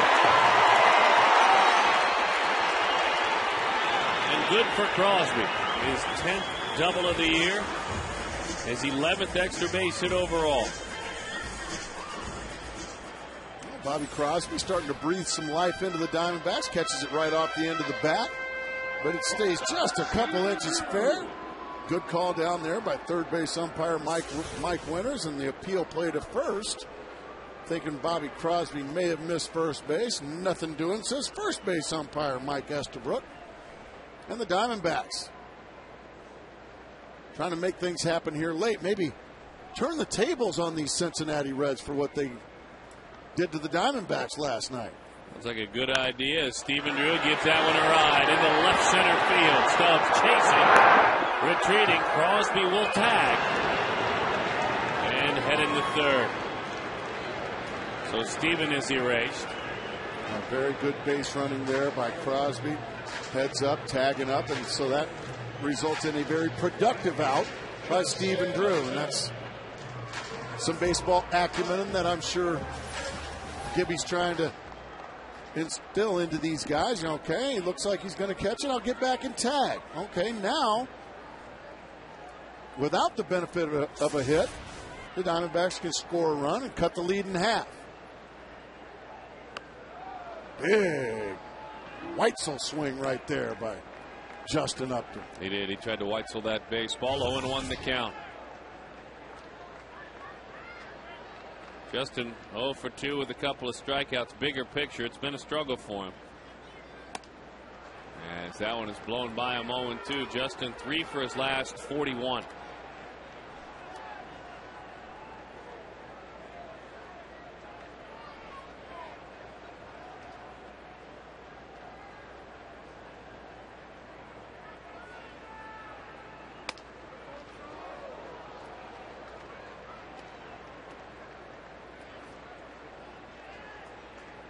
One and two the count.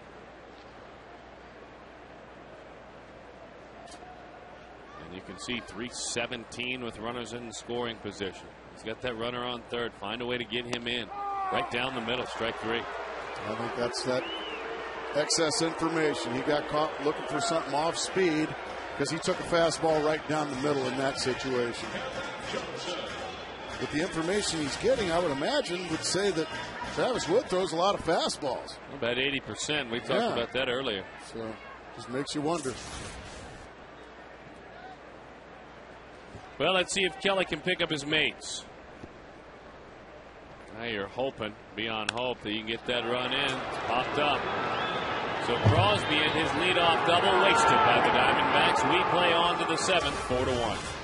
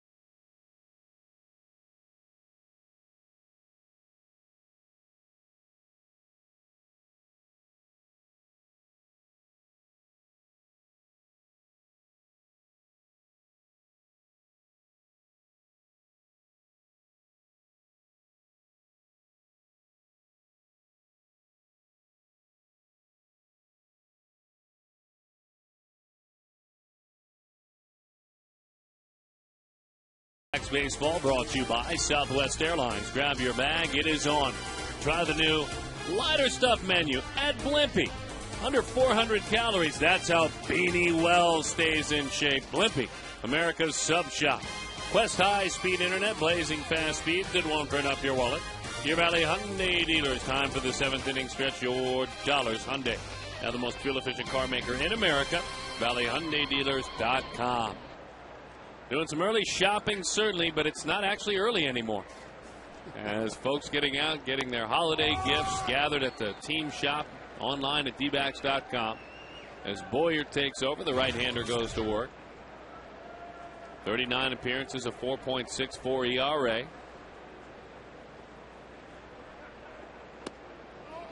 There's that one.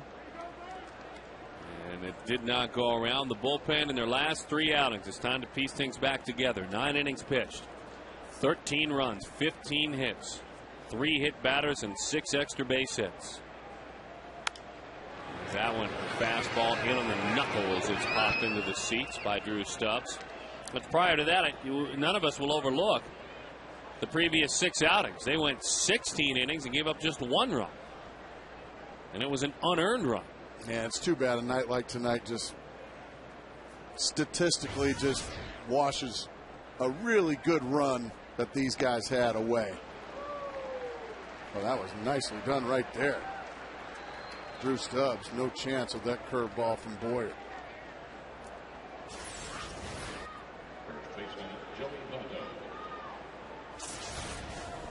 And that bullpen ERA is pumped back up to 6.29 on the season. Which, if the season were to end today, would be in a single season the highest since they've statistically kept track of it in the game's history.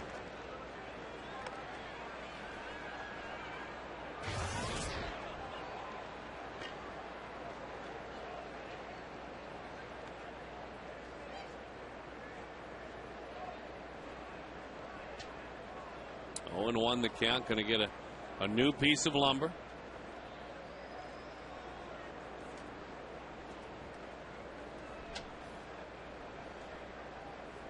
The 7th, 8th, and 9th innings. They have been the kryptonite for the Diamondbacks. Wow. Yeah, that's unfortunately the truth. Big swing and a miss there, or swing and a foul there from Joey Votto. 0-2 Votto. So I was speaking with Brandon Phillips, and I said, please describe Joey Votto. You stand right next to him. He's your teammate. Said he is the biggest perfectionist as a baseball player that I've ever played with. He said he is beyond intense, does not give himself a break ever. Overly driven. He said that intensity at times maybe slips out of control, he said, but in a funny way, he is as big to us as Scott Rowland. He said it's a different way. And this, of course, speaking again is Brandon Phillips. But he said that Rowland is everything I want to be in a baseball player, everything I hope to be. He does things I cannot do yet. Brandon Phillips said this. He said, but boy, the perfectionist that is in Joey Votto, it motivates a lot of us. He just doesn't accept anything substandard. Good for him. And it has him snapping on occasion. We've talked about that. All right. Well, the bullpen is 0 and a fine inning for Boyer. Good to see. Keeping it right there, down 3. Time to get some runs, boys. Let's get some runs going. You ready? Come on, let's go, all right, I've about had it. We've been moping around our here all night. Let's Valley go. Hyundai Dealers, 7th inning stretch, your dollar. Get him some runs!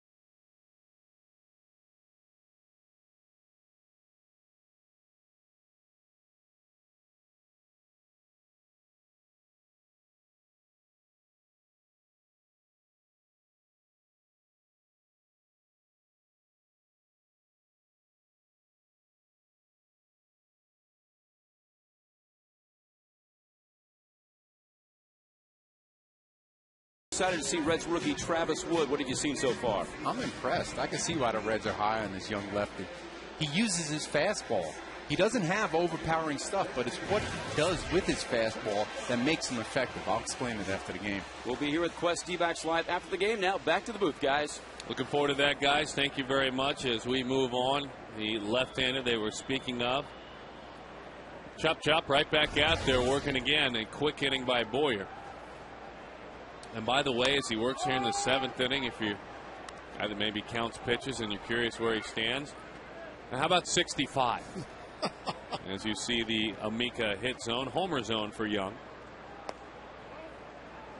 65.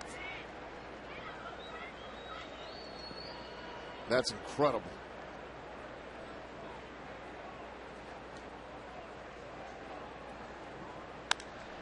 Down the line, that one goes. Hustling on around.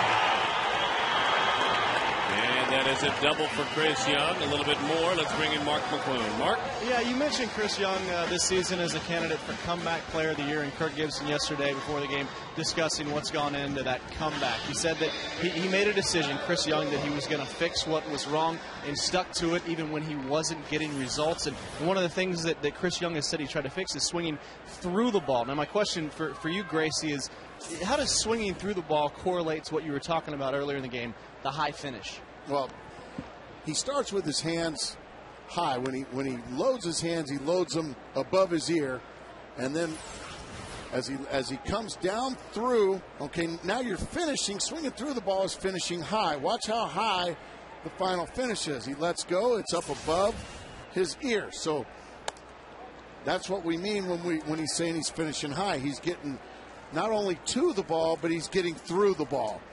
And that's something he wasn't doing last year, and that's what got him a ticket to Reno. Now, that ticket never came this year. He's been terrific.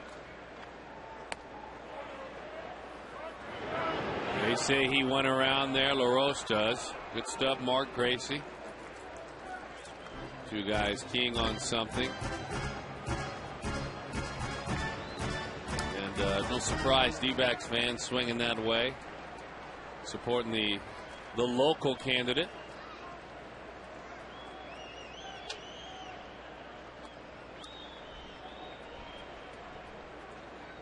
Outside. By the way, Wood, coming into this inning, had 4 0-2 counts. 3 or fewer pitches to 13 of 21 of the batters he faces. And the most pitches he had thrown to any batter, 6. Pounding the strike zone.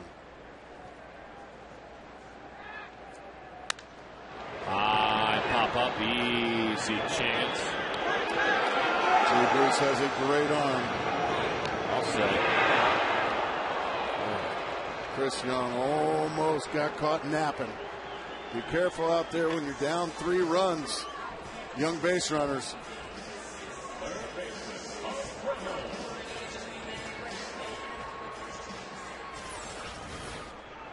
Steven just kind of bluffing. Forgets that Giannis is right there. You better get back, son. Well, that was almost a devastating mistake on the base pass. So now Mark Reynolds. Mark with a homer back in the 5th inning.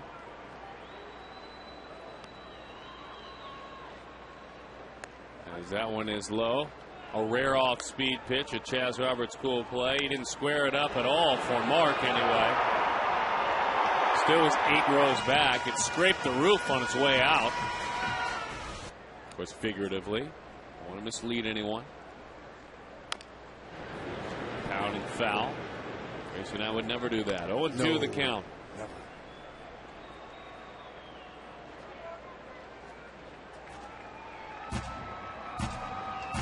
See, Mark, that's a great shot of Mark right there with the helmet. Pine tar on top of the helmet. Guys just put their hands on top of their helmet. I don't need a pine tar rag. It's on my head. Pitch is high. 1-2. Who is that? Isn't it Vlad Guerrero that does that as pine tar? You can hardly see the logo. Craig Biggio used to have a swampy helmet. The 1-2. That one is high.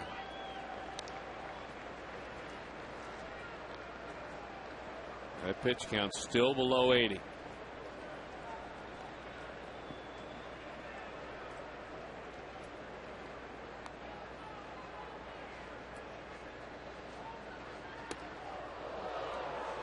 He's really wasted 3 pitches in a row now after getting to 0-2. 3 fastballs way up and out of the zone.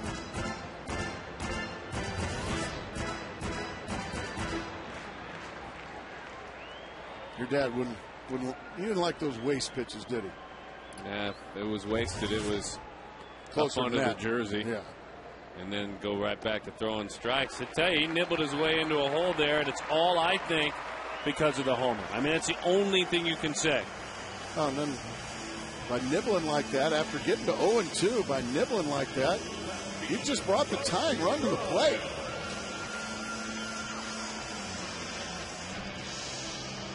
It's a funny baseball game, isn't it? Since arriving in the major leagues, this young man has been pretty much unscathed. Yeah. I mean, he's going a near perfect game. Miguel Montero getting ready to go. Get him with a homer.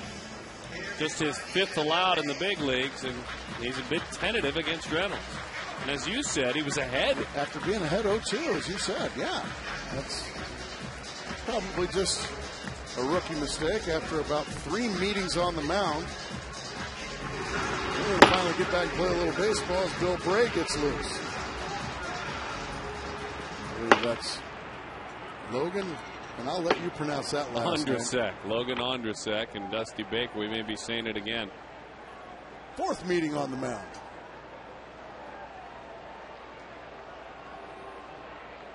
I think Baker saw exactly what we just saw. He saw his pitcher become tentative, lose his edge, and he said, you know what? I'm not coming to take you out. I'm coming to take care of business myself. Let's go. No, he's not. It's not the case. Surprising. I mean, he is at 78 pitches. So what is done? He did a heck of a job. He did a heck of a job. Ondrasek coming on. We'll get to say his name again and again and again.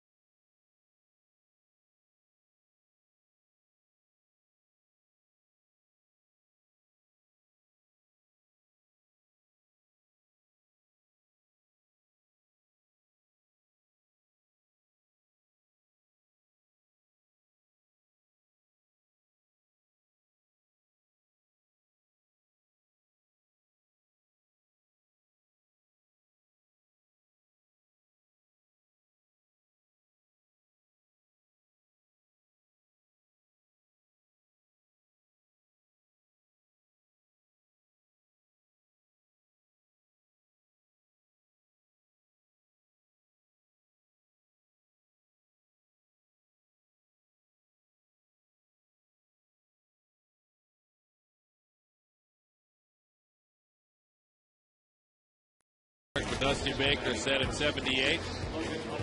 I'm not coming out here to tell you to challenge hitters more. I'm coming to tell you, nice work, give me the baseball. It was nice work. Our APS Energy All-Star. Why was he so effective tonight? He just threw a lot of strikes just out of the zone.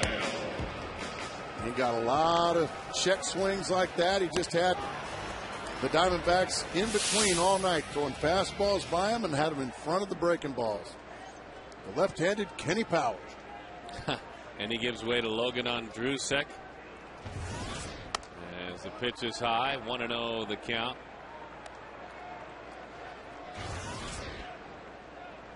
Logan, just incredible work since he has come to the big leagues. Recalled from AAA Louisville for the second time. He has done great work. He has given up just 5 earned runs in 31 1/3 innings. Quick math, that's a 1.44 ERA.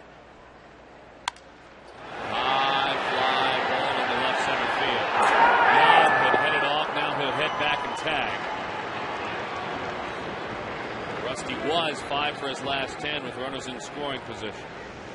Runners on first and third now. You'll take that if you're the Reds. A huge second out. Yeah, he just missed it. Got under it a shade. John Hester going to get a chance here with 2 outs.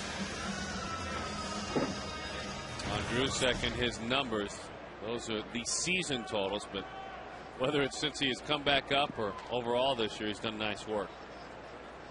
The big fella. Huge. Nice breaking ball there. Hester was able to lay off of it.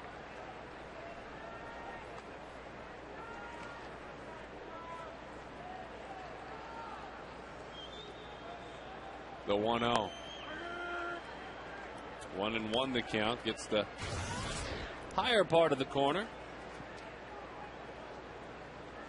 Logan from Clennon Community College in Waco, Texas. 6'8", 230. Slow curveball now. 6'8". Big old corn-fed Texan. I know they call Wes Helms Big Tex, but this is legit. Swing and a miss. And a tag, that'll end it.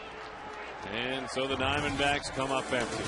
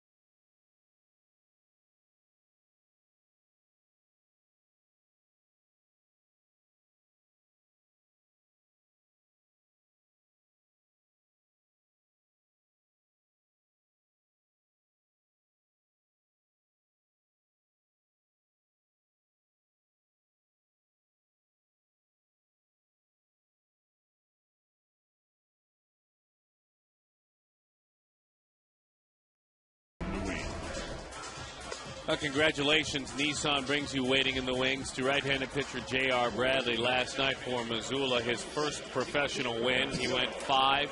He gave up 1 hit, no earned runs, 4 strikeouts. Second round pick in the 2010 draft. Welcome to the winner's column, young man, and best of luck as you go forward in the future. Right-hander J.R. Bradley, a winner for the first time in pro ball. Nissan's waiting in the wings. Maybe someday you can join that man and attack like he does. Something to shoot for. E.J. Carrasco.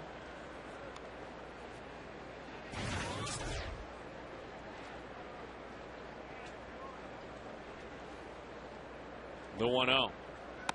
That pitch is outside. 2-0 the count. By the way, Bradley out of Nitro High School in West Virginia. Nitro, West Virginia. I'd love to be from a place called Nitro. Yeah. Fly ball right.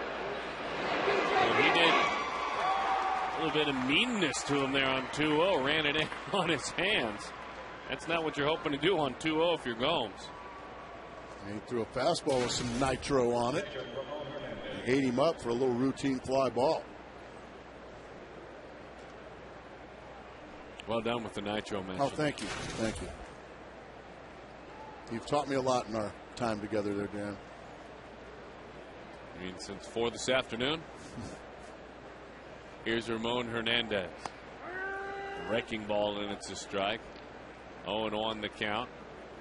Let's learn a little bit about John Hester and DJ Carrasco, and let's talk about a curve ball. This is the communication between a pitcher and a catcher. All right. I want a changeup. It was more of a slider than it was a changeup.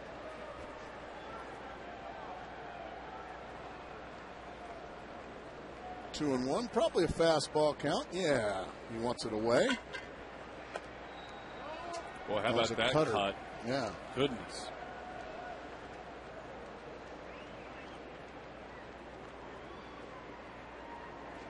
The 3-1. Another one of those cut fastballs. Pretty good pitch, 3-1, isn't it? I think so. That's twice. 2-0. Okay. Uh-huh. Pop out to right, lazy pop out to right. 3-1, a ground ball out. That means that's what movement will do. You don't want to live behind aggressiveness. That's exactly right. You don't want to live there. 2-0, 3-1. No.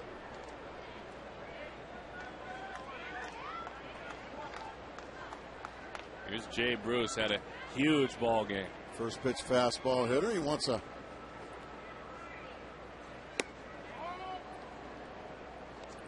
Was that the slider or the changeup? Changeup. I'm sorry, I missed that. Wiggled the 4 fingers.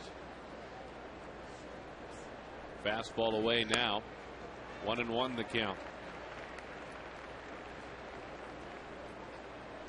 Interesting too. You think about the little things. Wants the same pitch he just threw. We got the same result, a strike. So think about this, folks, if you're Hester. You call for 1 finger down, which is fastball. Mm-hmm. It does that, what it just did. But a couple of moments ago, a different batter, 1 finger down, and it dove down and away. Think about how you have to anticipate the different fastballs. This is the curveball. Nice. Oh, we got a drop. We got a drop. I was about to say a nice play and a nice inning from Carrasco, but I think that'll be an error on Rusty Ryle. It sure will be.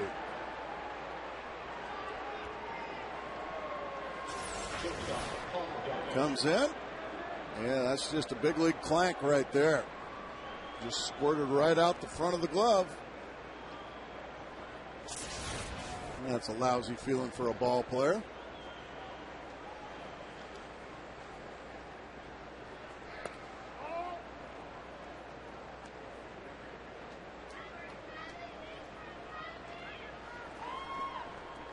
One and 0 the count. It's Fastball away. Yeah, no different with a runner on base. The signs are the same.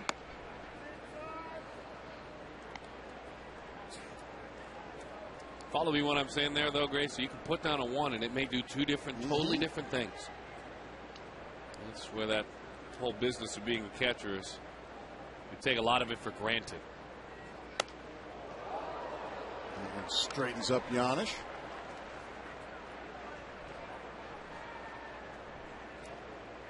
Three and 0 the count.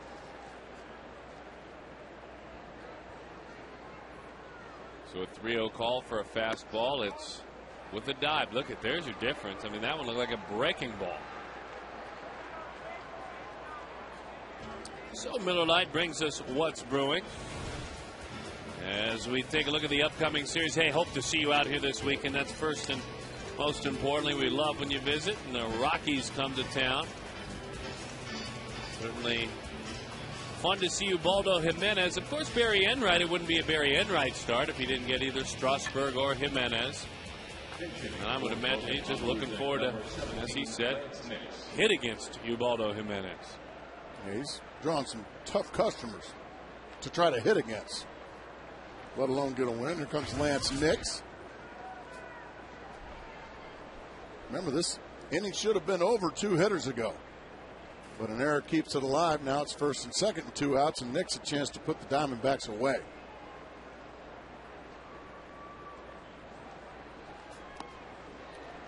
He likes that first pitch fastball, and Hester knows it. The Diamondbacks know it. Carrasco throws him a curveball and gets him to swing at it in the dirt.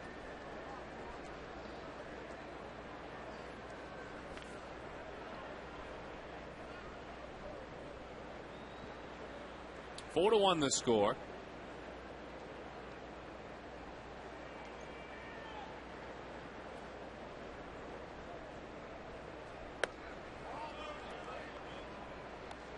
One and 1 the count.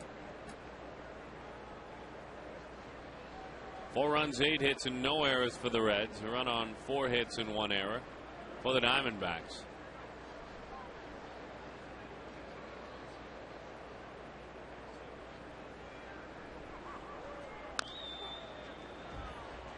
One and 2 the count.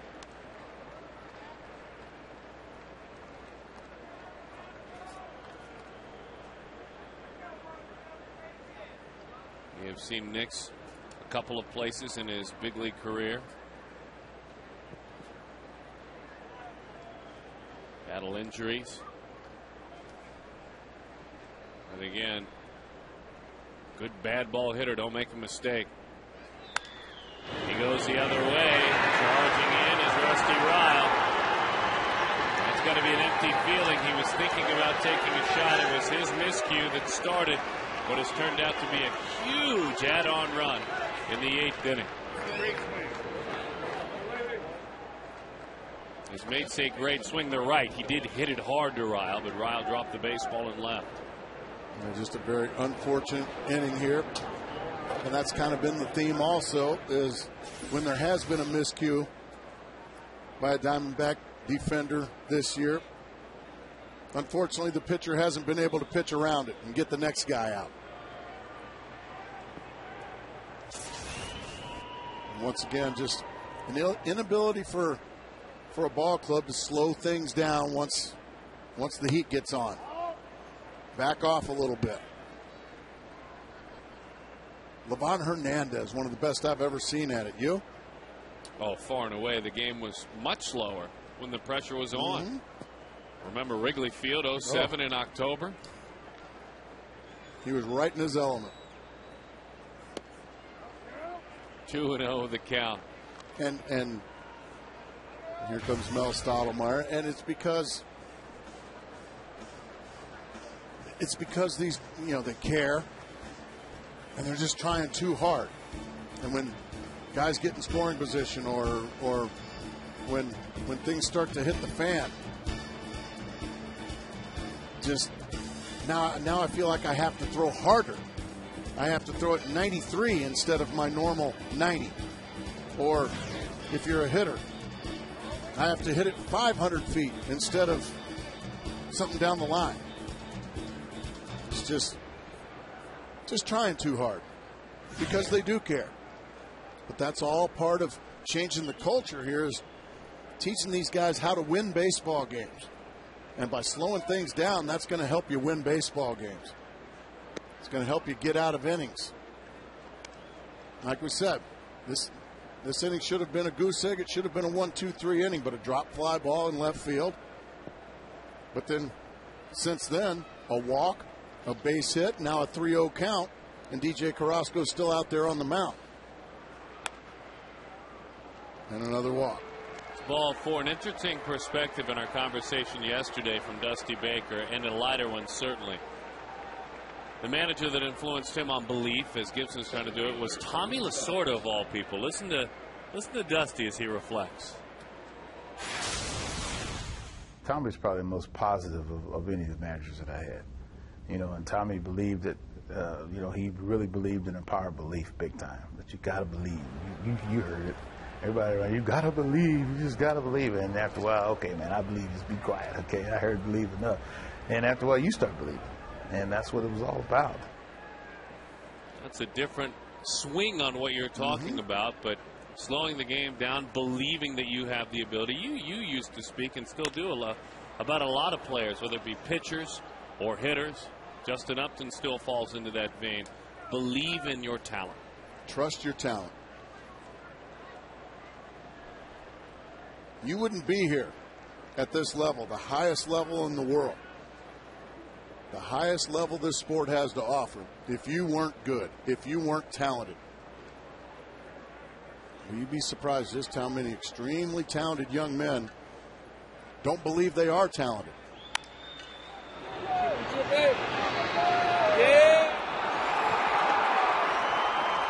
Texas Leaguer, couple of RBIs. And this one getting away from the Diamondbacks now. We saw it last night. We're seeing it again tonight. Championship ball clubs pounce when another team makes a mistake. And unfortunately for Carrasco and unfortunately for Rusty Ryle, this is an inning that just won't end, and Kirk Gibson's got to come to the mound. And he's going to have to make a change. Carrasco's going to leave. 3 runs, they're all unearned. But the inability to pitch around that error is going to haunt it. But you have to. They'll make great plays behind you. Have to even things out.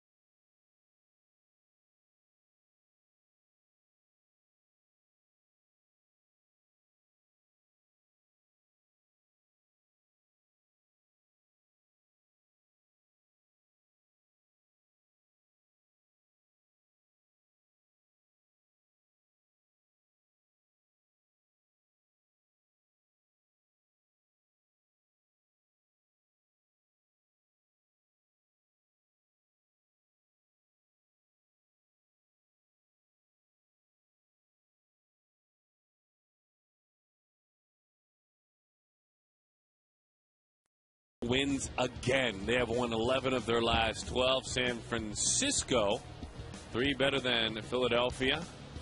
And Chicago all over Minnesota. What is going on with the Twins in that 11-0 loss?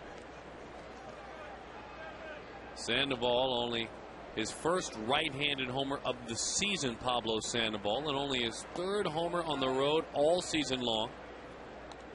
Panda slugging below 300 on the road. Jordan Norberto goes to work. Are you allowed to do that little dance he does in the batter's box when you're having a lousy year? No, you're not supposed to. 3-0 the count.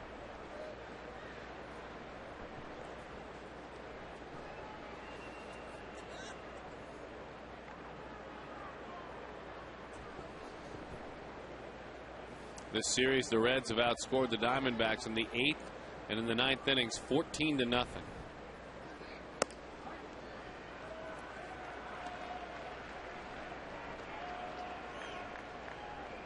Yuck. Driven into left center field. All the way to the wall. And that total now 16-0. Tonight's total now 9-1.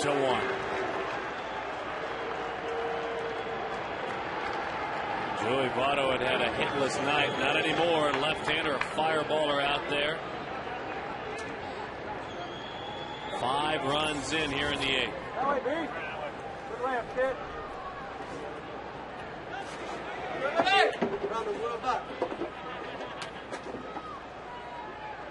Right now, these Reds are fighting each other, pulling hamstrings trying to get to the bat rack. It's my turn to hit. Got it. And that's going to be a very happy ball club when they leave here. They are seeking their 5th sweep on the road this year. Awesome. Only the San Diego Padres, who, oh, by the way, wrapped up throttling the Cubs today, a 4-game series sweep, are better on the road in the National League.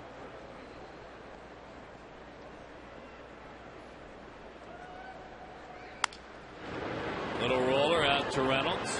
Fields and fires in time for the out. But the Reds open it up. They score 5-9-1, routing the Diamondbacks.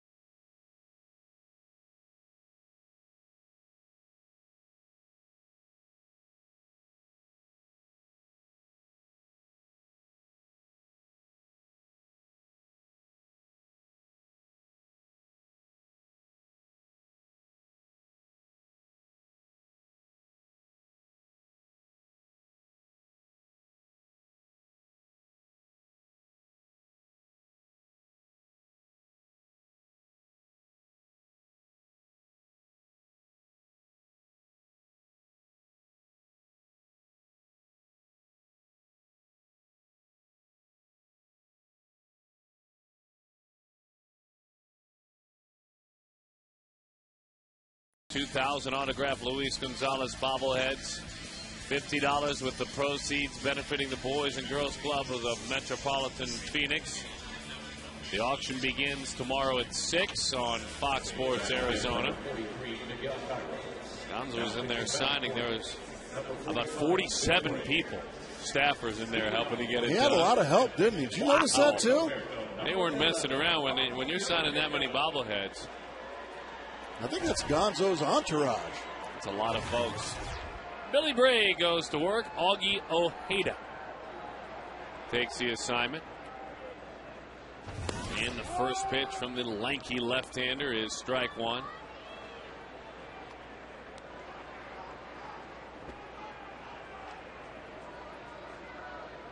Nine runs, 11 hits, and no errors, as that one is nubbed off the end of the bat.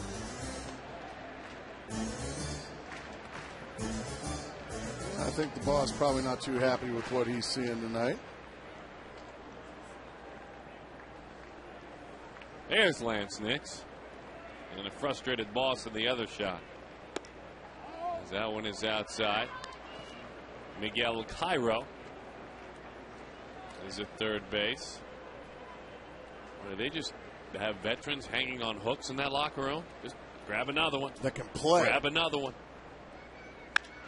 Augie Ojeda with a base hit.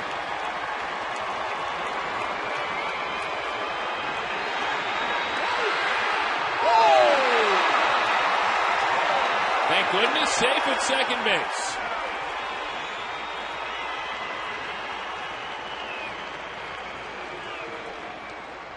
Augie leading a very charmed life right there, getting the call at second base from Jerry Lane.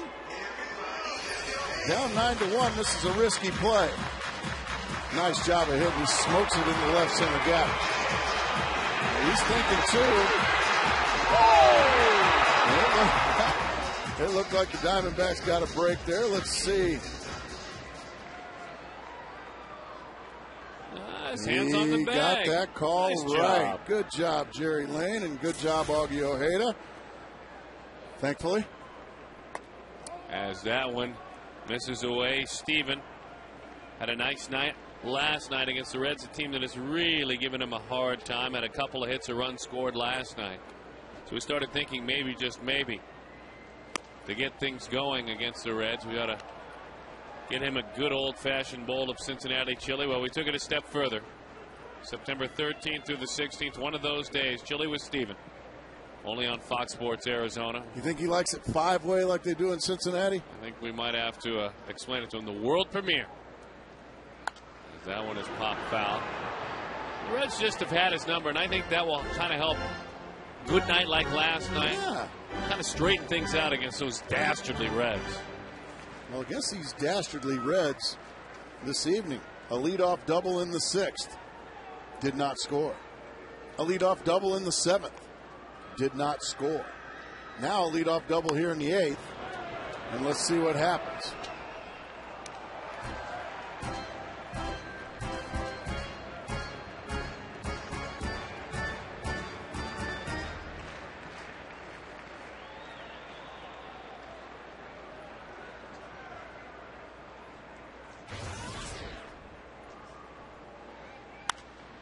Steven off the end of the bat, dumps it into center field. It's a base hit. Runners on first and third. Good for him. He has walked, and again, part of that story. You know, whether it's just to prove to yourself as a team that you can do the right things, even down by 8, you got to score this run. Yeah, just for your self-confidence, and a nice job by Stephen Drew taking a good pitch and slider down and away and just flipping it out over the shortstop's head. And Justin Upton's in need of some good news tonight. It's been a tough night for him. He struck out all 3 times he's come to the plate.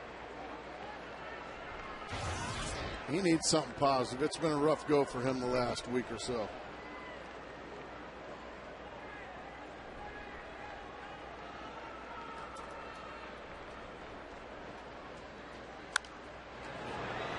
He got a fastball right down Broadway, but he only could push it foul.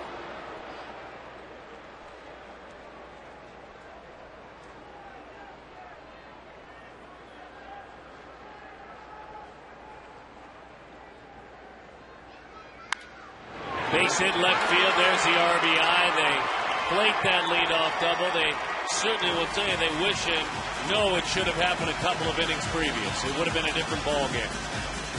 But a 9-2 score, and for Upton, 62 RBIs this year. Yeah, he needed that one. Nice job by Augie Ojeda. And that's more like Justin Upton hitting something really hard. Just ripping it through the left side. Kelly Johnson now trying to keep the line moving. Outside. 1-0 the count.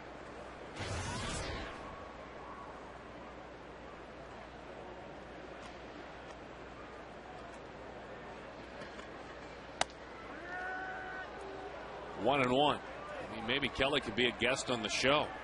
His double play partner. Yeah. The show is chilly with Steven. 1-1 the count. Nice job. How about that? A 9-2 lead. You catch like it's a 1-0 shutout. Put your nose on it. I guess you don't change if you're a true ball player, no matter the score. Correct? He's trying to keep that double play in order. He understands he's got a pitcher out there. He's already given up an earned run. He's trying to get him through this thing with the least amount of damage.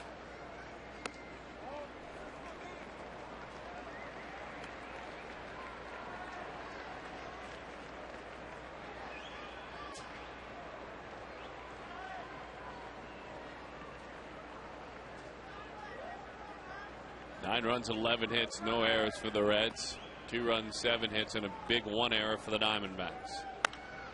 A mile high toward that roof here at Chase Field. Infield fly.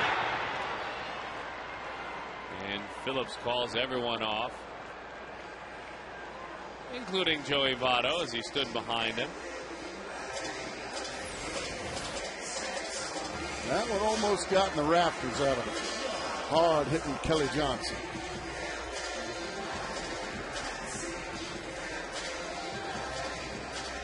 May be able to talk to Steven about that high pop-up in Cincinnati in the world premiere of Chili with Steven. Now, in production right now, certainly planning the screenplay as well. Jack Howell talking over the call to the bullpen. Looking forward to Jack getting a haircut. 9-2 the score. Cincinnati on top of Arizona.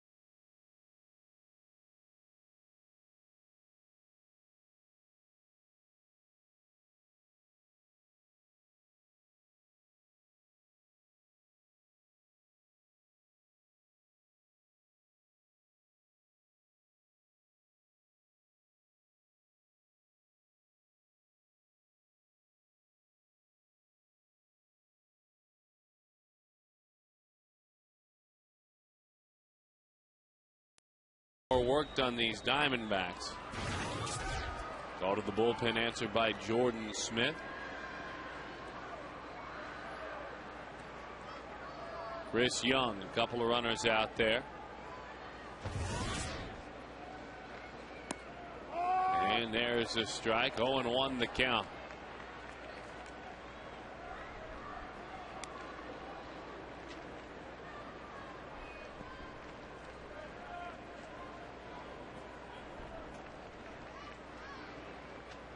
The 0-1. High drive. Deep left field. 3-run homer. Seawald.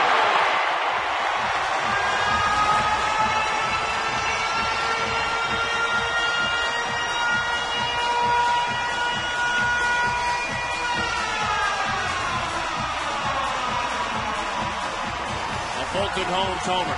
$150 to the Youth Assistance Foundation. 9-5 the score. Dusty certainly not panicking, but not sitting as comfortably as he was earlier. Oh, you hang a breaking ball to this man. Bang, way out of here.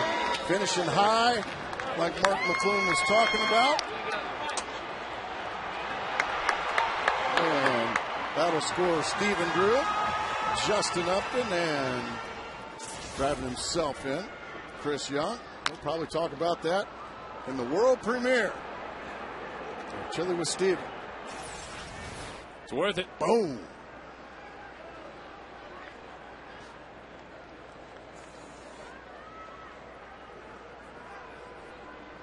And if you're Kirk Gibson, you look back on the 6th and the 7th innings, and then you look at this one, and you're banging your head against the wall. You have to.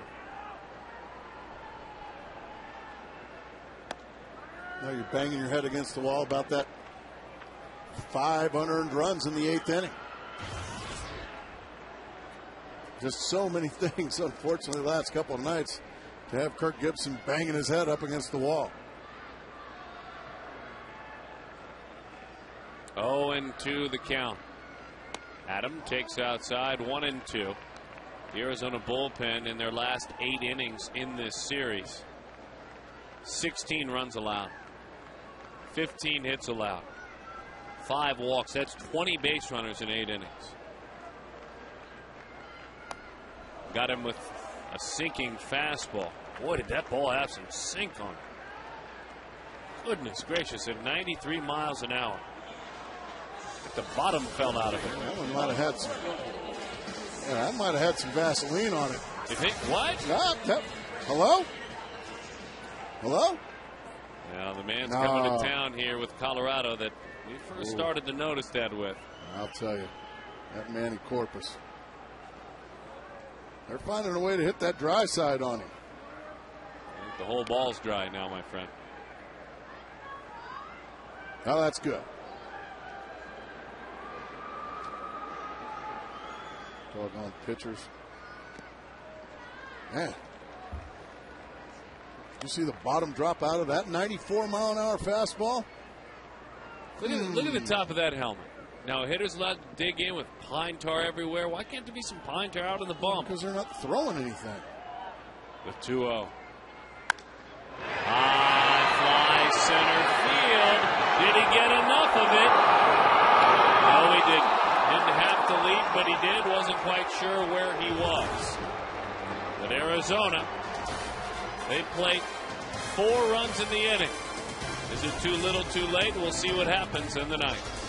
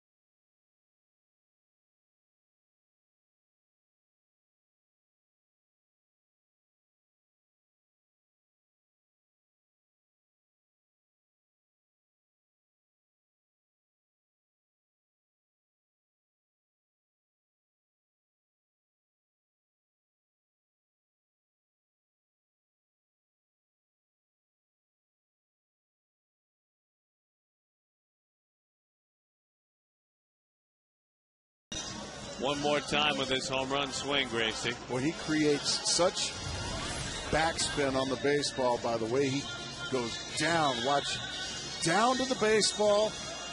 The head stays right on it, and then swing through it, and watch the high finish. Boy, that is just pretty. That is just, as they say in Houston, Texas, where he's from, that's purty. That is purty. They'd say that at Gillies on a Friday night. And he knew he got that one way, way out of here. But unfortunately, it came in a game where the Cincinnati Reds are also kind of clicking on all cylinders. Juan Gutierrez takes the baseball. Worked briefly last night coming off the disabled list with shoulder problems.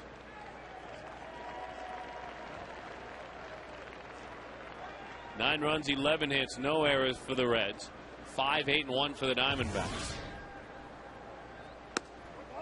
Boy, good look there. A curveball for strike one. There's a curveball and a slider. And his Whalen-born right-hander.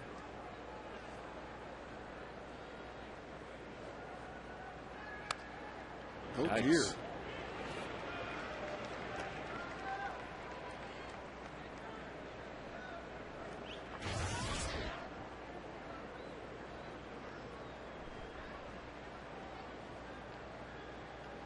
Cairo still shaking that right hand. That one got in there good.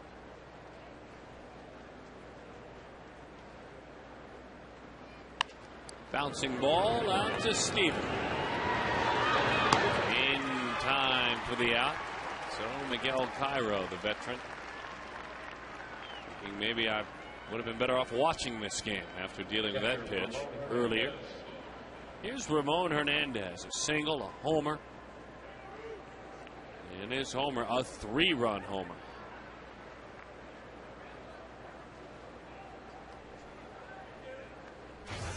That was a huge blow off the bat, or off of starter Joe Saunders, but Joe Saunders gutted out 6 innings.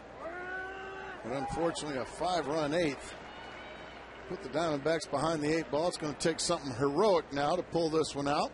That's going to be up to, as my partner likes to call him, Big Goot, to put a 0 on the board.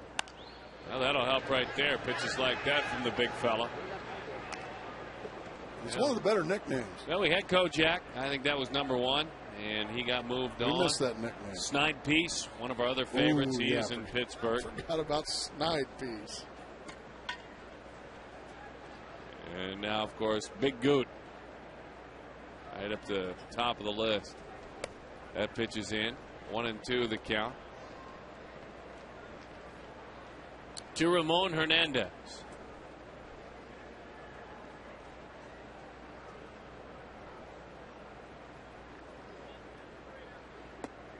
That pitch is low. 2-2 the count. Oh, remember when we had Juan Cruz here, Darren? So we like to call him Ghost Rider. Every time he was on the mound, it was like that noggin of his was on fire. I remember Juan Cruz. Did a good job with the D-backs. He was a big part of that bullpen in 07. Another one of your favorite nicknames is Stephen Drew is Dirt. Steven. That's my name. 2-2 the count.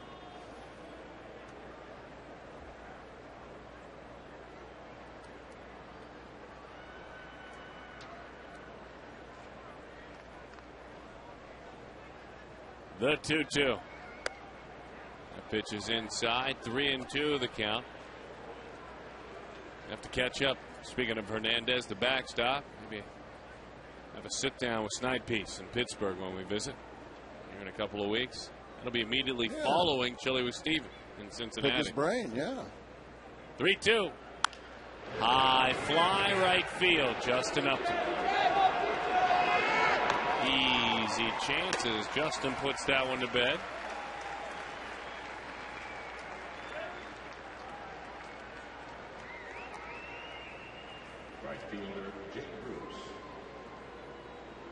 One of the great stops in Pittsburgh, of course, snack-wise, sandwich-wise. The Permani Brothers Sandwich Shop. Very good. Might have to find a special guest to have a sandwich with there. Anybody from Pittsburgh on the Diamondbacks? Maybe we could share a sandwich with? Not that I know of. I don't know of any.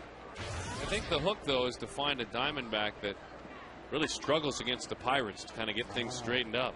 Very, very good. Well, maybe we can just call the old coach Mike Ditka. He's a Pittsburgh native.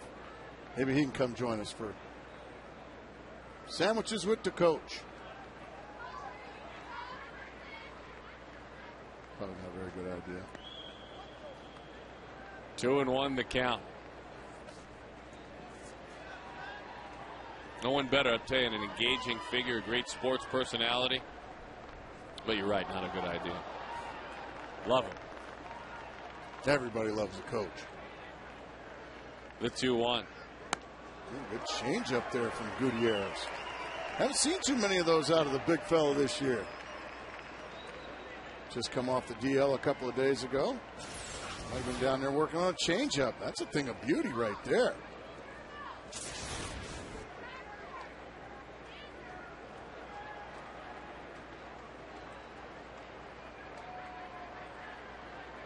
The 2-2. Curveball is down and in. 3-2 the count.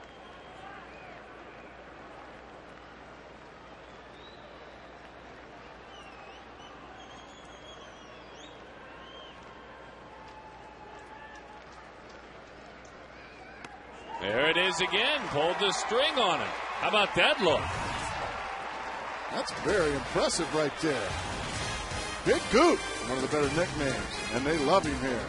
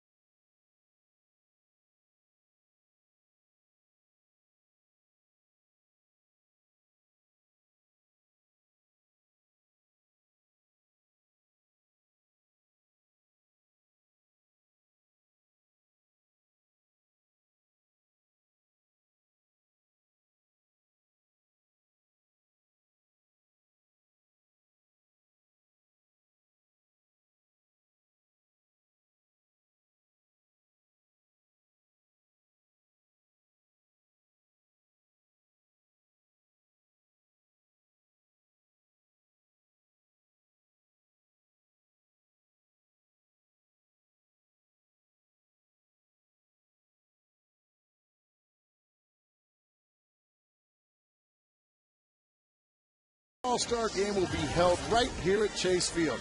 Guarantee priority now for your All-Star Game seats by purchasing 2011 D-backs season tickets. Call today, 602-462-4794, or find out more at dbacks.com/ASG. Back here at Chase Field, bottom of the ninth, last chance. Arizona down by 4. Nick Massett takes the baseball. And the right-hander, one of the busiest pitchers in the National League, ranking 3rd in appearances. And I want to talk about the role he has been on, the comfort zone he is in. 3.83 is his overall ERA. But for Massett, in his last 19 appearances, 1 earned run. 1. And so a 0.47 in that time.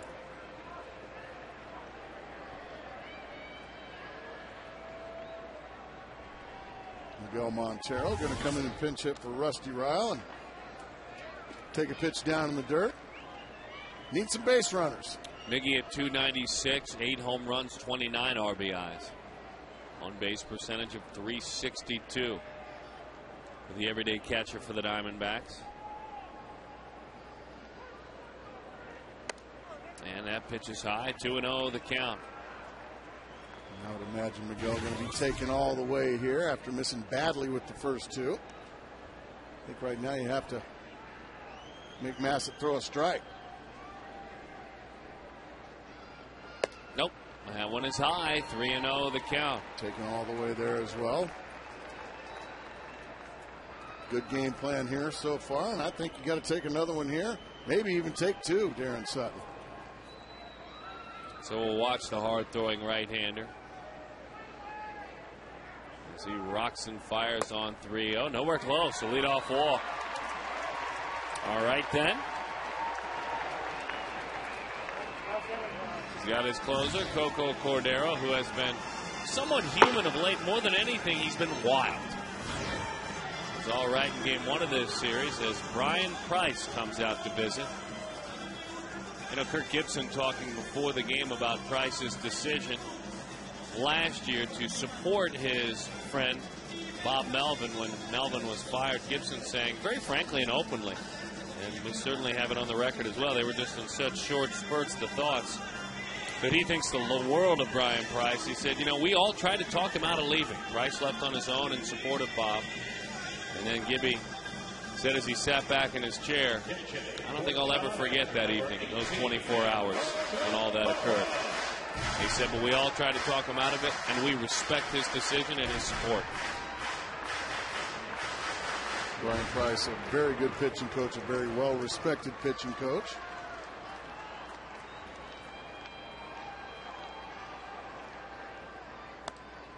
1-0 the count to Gerardo Parra. Parra at 244, 3 homers, 24 RBIs, and on base of just 288.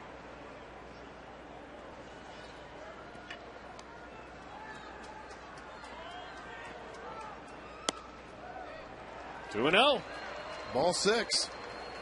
Well, that zone gets smaller. You're massive. That one was pretty close, but you're not, until you fire one down the heart, you're not going to get any corners. All of a sudden, Dusty.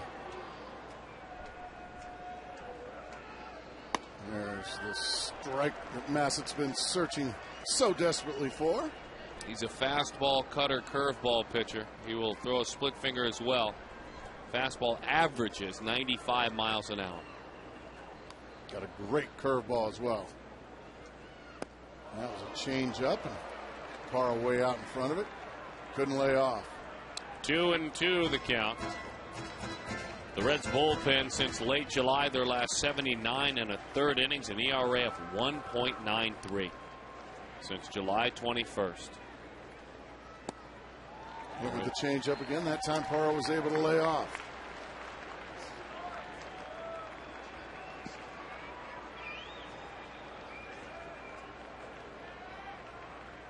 See if he can work himself a walk here at 3-2.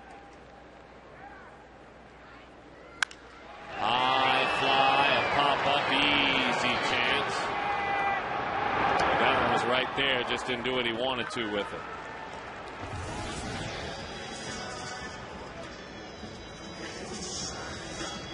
Maybe just send it up one lefty after another. Here's Ryan Church. Give him a look, make him work, make him earn it.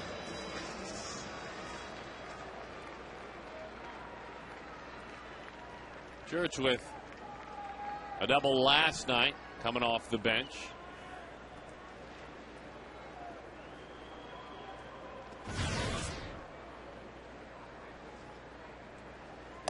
Ian, look out as he has to back out of there. 1-0 the count.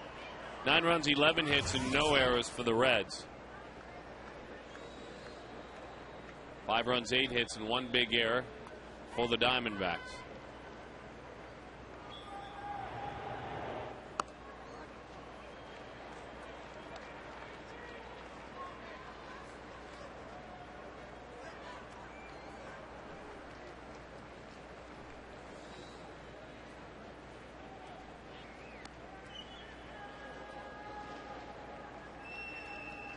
The 1-1 grabs the inside corner. 1-2 the count to Church.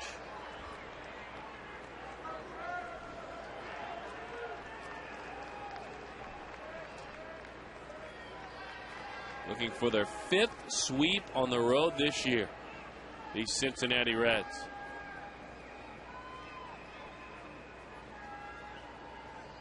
Big right-hander rocks and fires. Breaking ball, strike 3. That's the first curveball we've seen from Massett. And boy, was that a dandy. Ryan Church saw it up close and personal.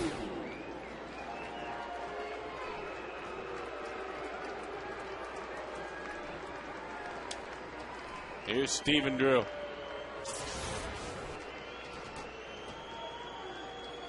Drew singled and scored back in the 8th inning. Has flied out a couple of times and walked in this ball game.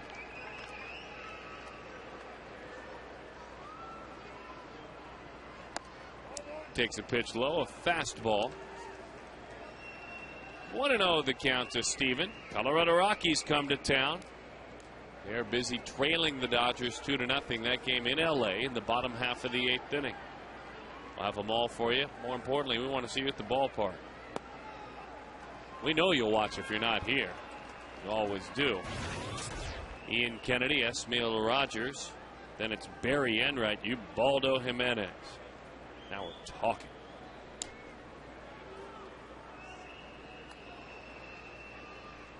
The 2-0. Stephen hard hit, but right to Phillips. Stands up, fires a sweep for the Cincinnati Reds. This team leaves town, and they have sent a message that is clear. You've seen us for the first time. We plan on you seeing us again on television in October. Cincinnati beats Arizona 9-5, a 3.5 game lead on top of the St. Louis Cardinals. He doesn't need that toothpick anymore, Dusty Baker.